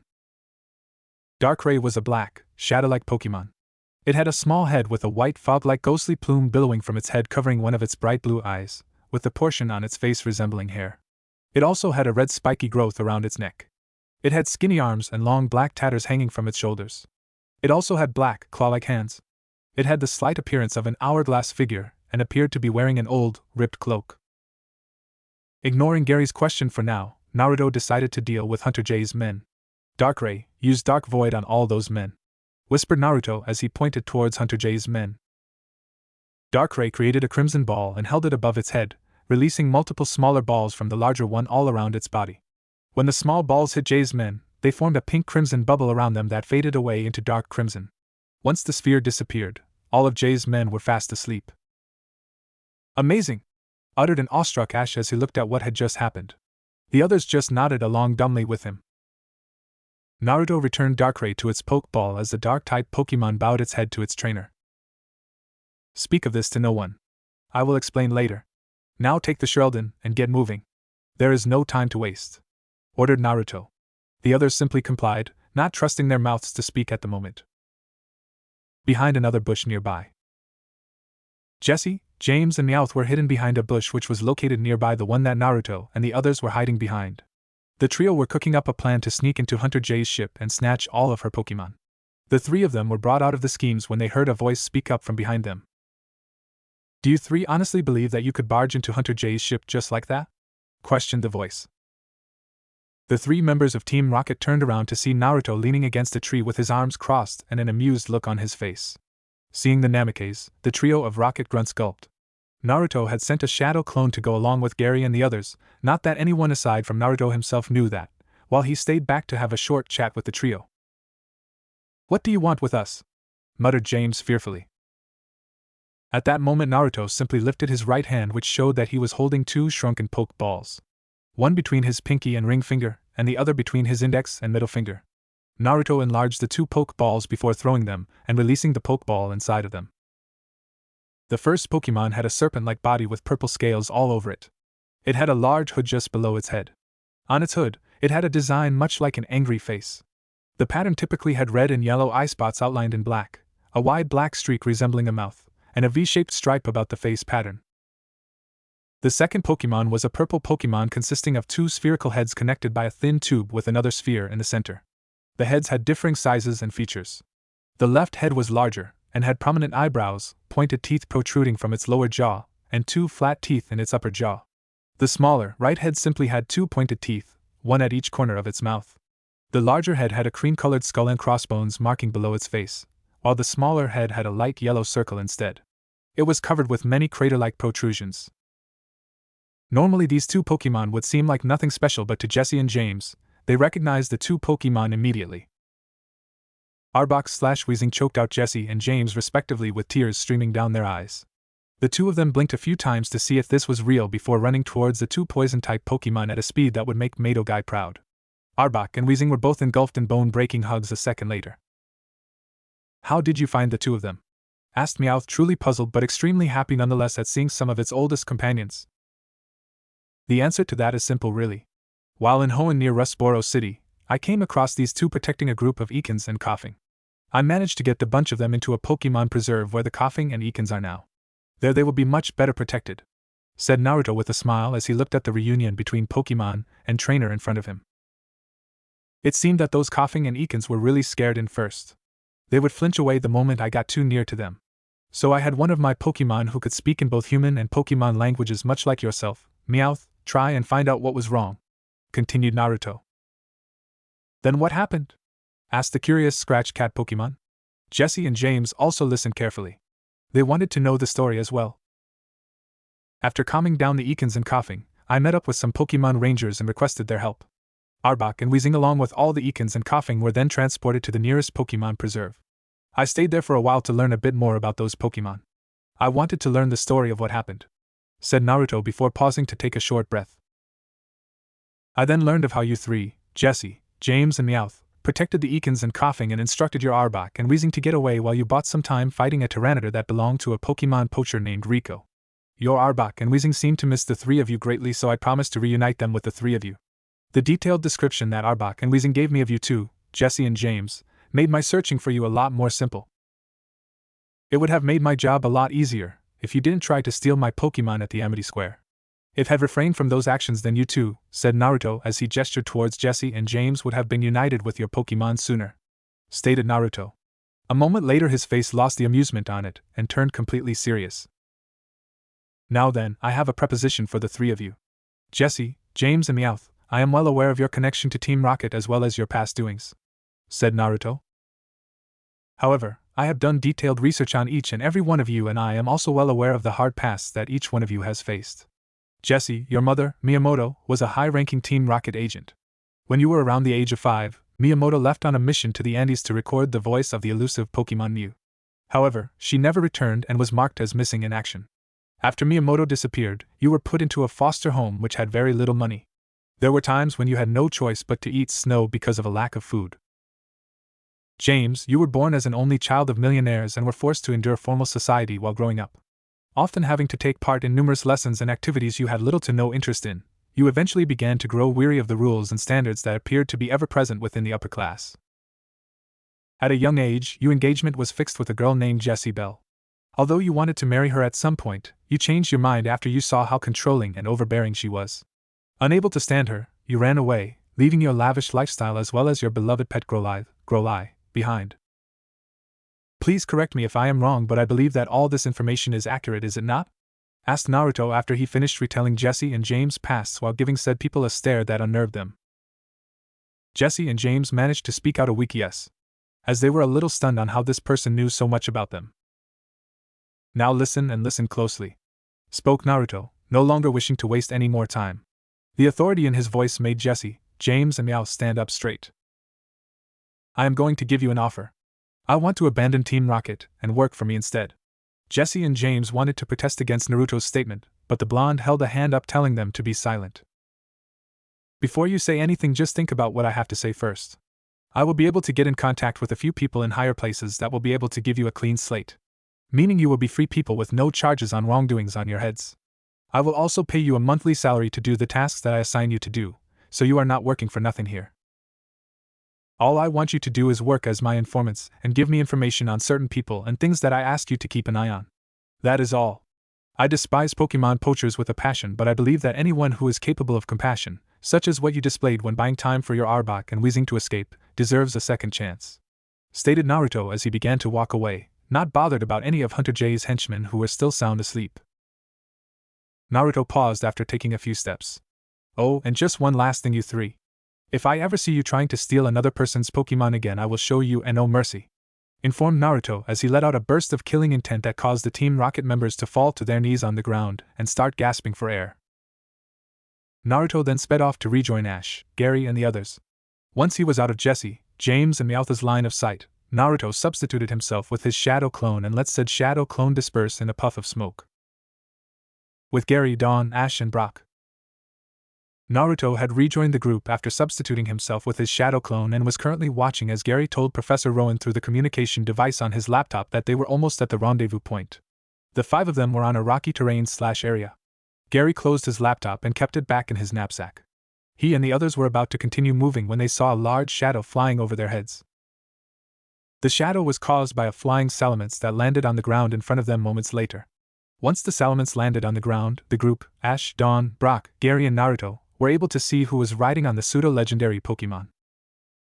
There is no escape, said Hunter J as she dismounted her Salamence. Salamence was a quadruped, draconic Pokemon with a long, tapering tail.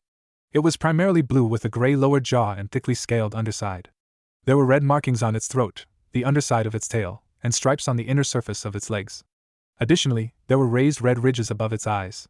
3 flat fins protruded from either side of its head, possibly acting in the same manner that a canard would on an aircraft. It had 2 pairs of pointed teeth, one in the upper jaw and one in the lower. Each of its short legs had 3 claws. "It's Pokemon Hunter J," exclaimed Ash with slight anger. "Oh, so this is the big boss, huh?" said Gary as he eyed the new adversary wearily. "How on earth did she manage to find us in the first place?" wondered Dawn. "By following the movements of your friends. You all are far too predictable. Now hand over the Sheldon or face my wrath," stated Hunter J, causing Ash and Gary to grit their teeth. "Take cover, all of you. I will handle this. You are not in the same league as this woman. I am the best suited to engage her in combat," said Naruto in voice that told the others that this topic was not up for debate as he let out his Dragonite and Lucario. And so the others took the Sheldon and took cover behind a large rock. "Namikaze, today I will end you once and for all. You will rue the day you crossed my path," snarled Jay as she let out her Drapion. Drapion was a large, purple, scorpion-like Pokemon. Its eyes were a pointed shape, with blue-colored upper portions. Drapion had 2 small, pointed protrusions between its eyes, and 1 on the back on its head. Drapion also had protrusions on its jaws, 2 on the upper and 3 on the lower, with large, fawn-like, white-colored features extending from its mouth. Its body was composed of many violet to lavender body segments, which ended with a tail with 2 stingers. Drapion had 4 segmented legs with pointed toes. Its most distinguished feature was its huge claws. "Funny. I could say the same thing to you," Jay bit back Naruto. "Enough. No more wasting time. Drapion, use cross poison. Salamence, use flamethrower." Drapion crossed its arms in front of its face, and its claws started to glow purple. A purple X then appeared in front of its crossed arms and it opened its hands, firing the X while Salamence released a red-orange stream of fire from its mouth. Dragonite, use Hyper Beam. Lucario, use Flash Cannon. Dragonite's eyes glowed white and an orange ball formed in front of Dragonite's mouth. The ball turned into a beam before being fired. Lucario then put its arms together and created a silver ball of energy. A silver energy beam was fired from the ball at Hunter J's Pokemon. The 4 attacks met and looked to be even for a moment before the Hyper Beam and Flash Cannon overpowered the Cross Poison and Flamethrower, thus hitting both Salamence and Drapion. Drapion, use Poison Fawn on Dragonite while it can move, said Jay, taking advantage of the fact that Dragonite had to recharge for a moment. Drapion sped towards Dragonite before grabbing the Dragon-type Pokemon with its claws as its bottom fangs began to glow purple. The purple glow then moved down its arms, making the whole section glow as it did so. When the glow reached the last section, it skipped the hands and Drapion's claws started to glow purple. Then, multiple purple sparks surrounded the claws as it tightened its grip on Naruto's Dragonite. Dragonite winced from the pain of the attack but held strong. Dragonite, hold Drapion down and use Thunder. Dragonite used its arms to hold Drapion in place before charging electricity in its antennae and firing a beam of yellow electricity from its body at the Drapion. Drapion stumbled back a few steps as it tried to regain its bearing. Unfortunately for the Ogre Scorpion Pokemon, it did not get the chance to do so as Naruto's Lucario used extreme speed to get in front of it. Drain Punch Barrage, called out Naruto.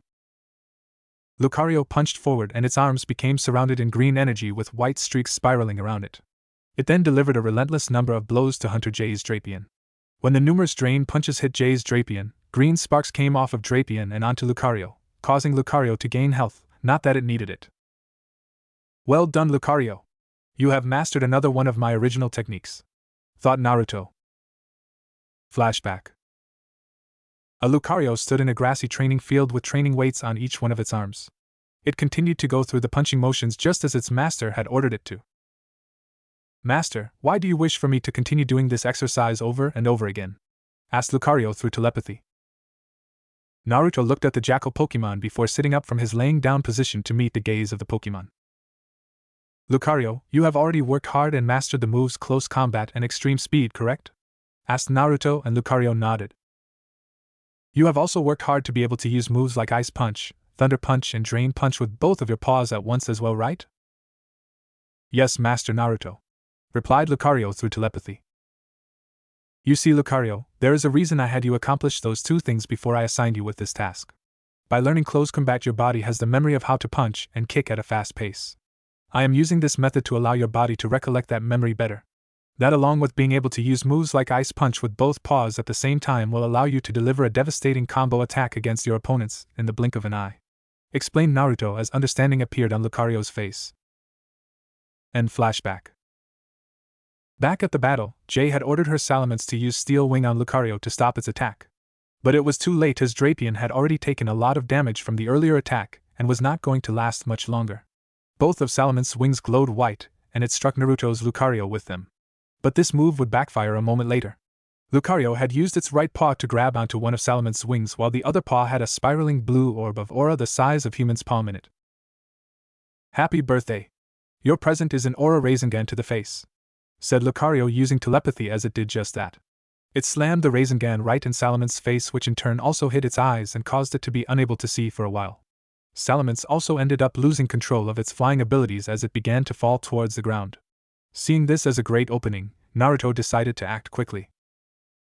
Espion, come on out and use Zap Cannon on Salamence, commanded Naruto as he let his Espion out. Author note: I am not sure if Espion can learn Zap Cannon or not, but in the anime Annible's Espion was able to do it, so I am going to go with that. The gem on Espion's forehead glowed green and it fired a yellow-green energy ball from it at Jay's Salamence. Lucario had seen the incoming attack and had let go of Salamence's wing and got away before the attack hit. Naruto knew that using 3 Pokemon against 2 was not fair, but people like Hunter Jay did not deserve fair treatment after all the things she had done. Salamence was still standing but had taken a significant amount of damage and had been paralyzed from the hit.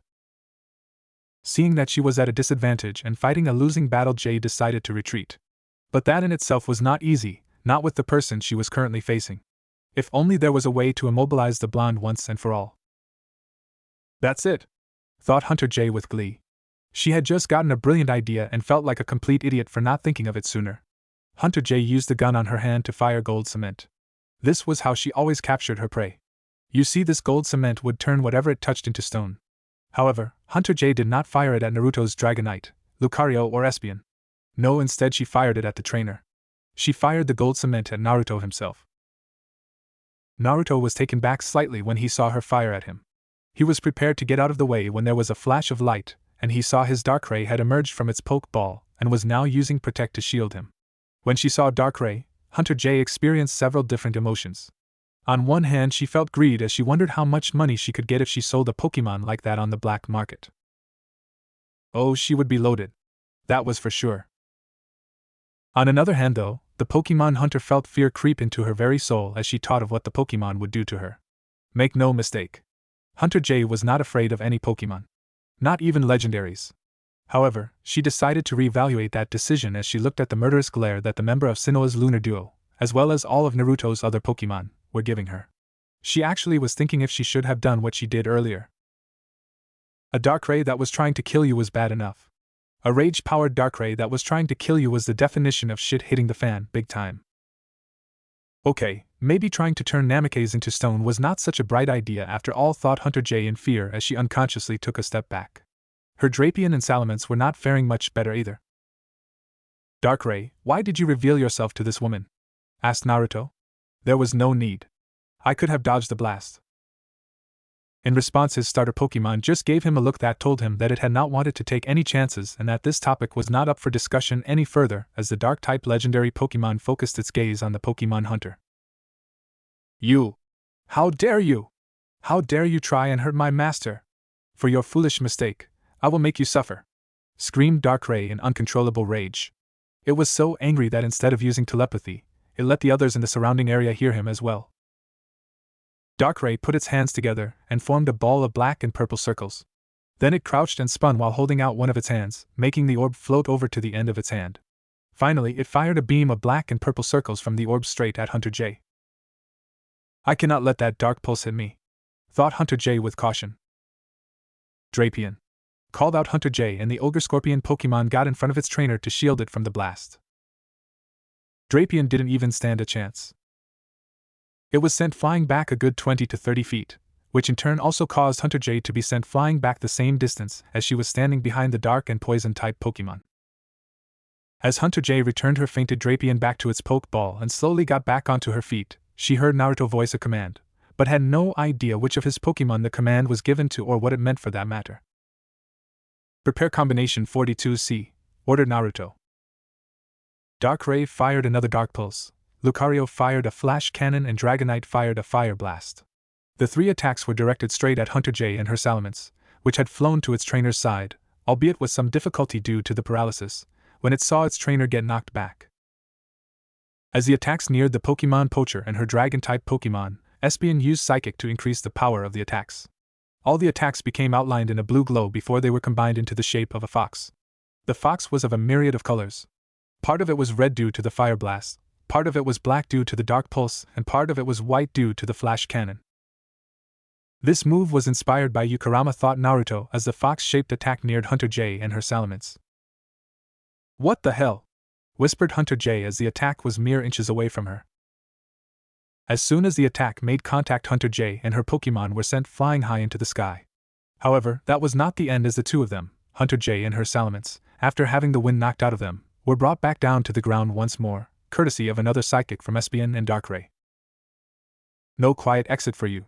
You will not escape," thought Darkrai darkly as he brought J and her now knocked out Salamence down to the ground. Jessie, James and Meowth, who were watching the battle between Naruto and Hunter J from their Meowth-shaped hot air balloon from a safe distance using a pair of binoculars each, all shivered in fear. "For once I am actually glad that we decided to not do any stealing for the day. I hate to think what would happen if the twerps did something like that to us," said Jessie in relief.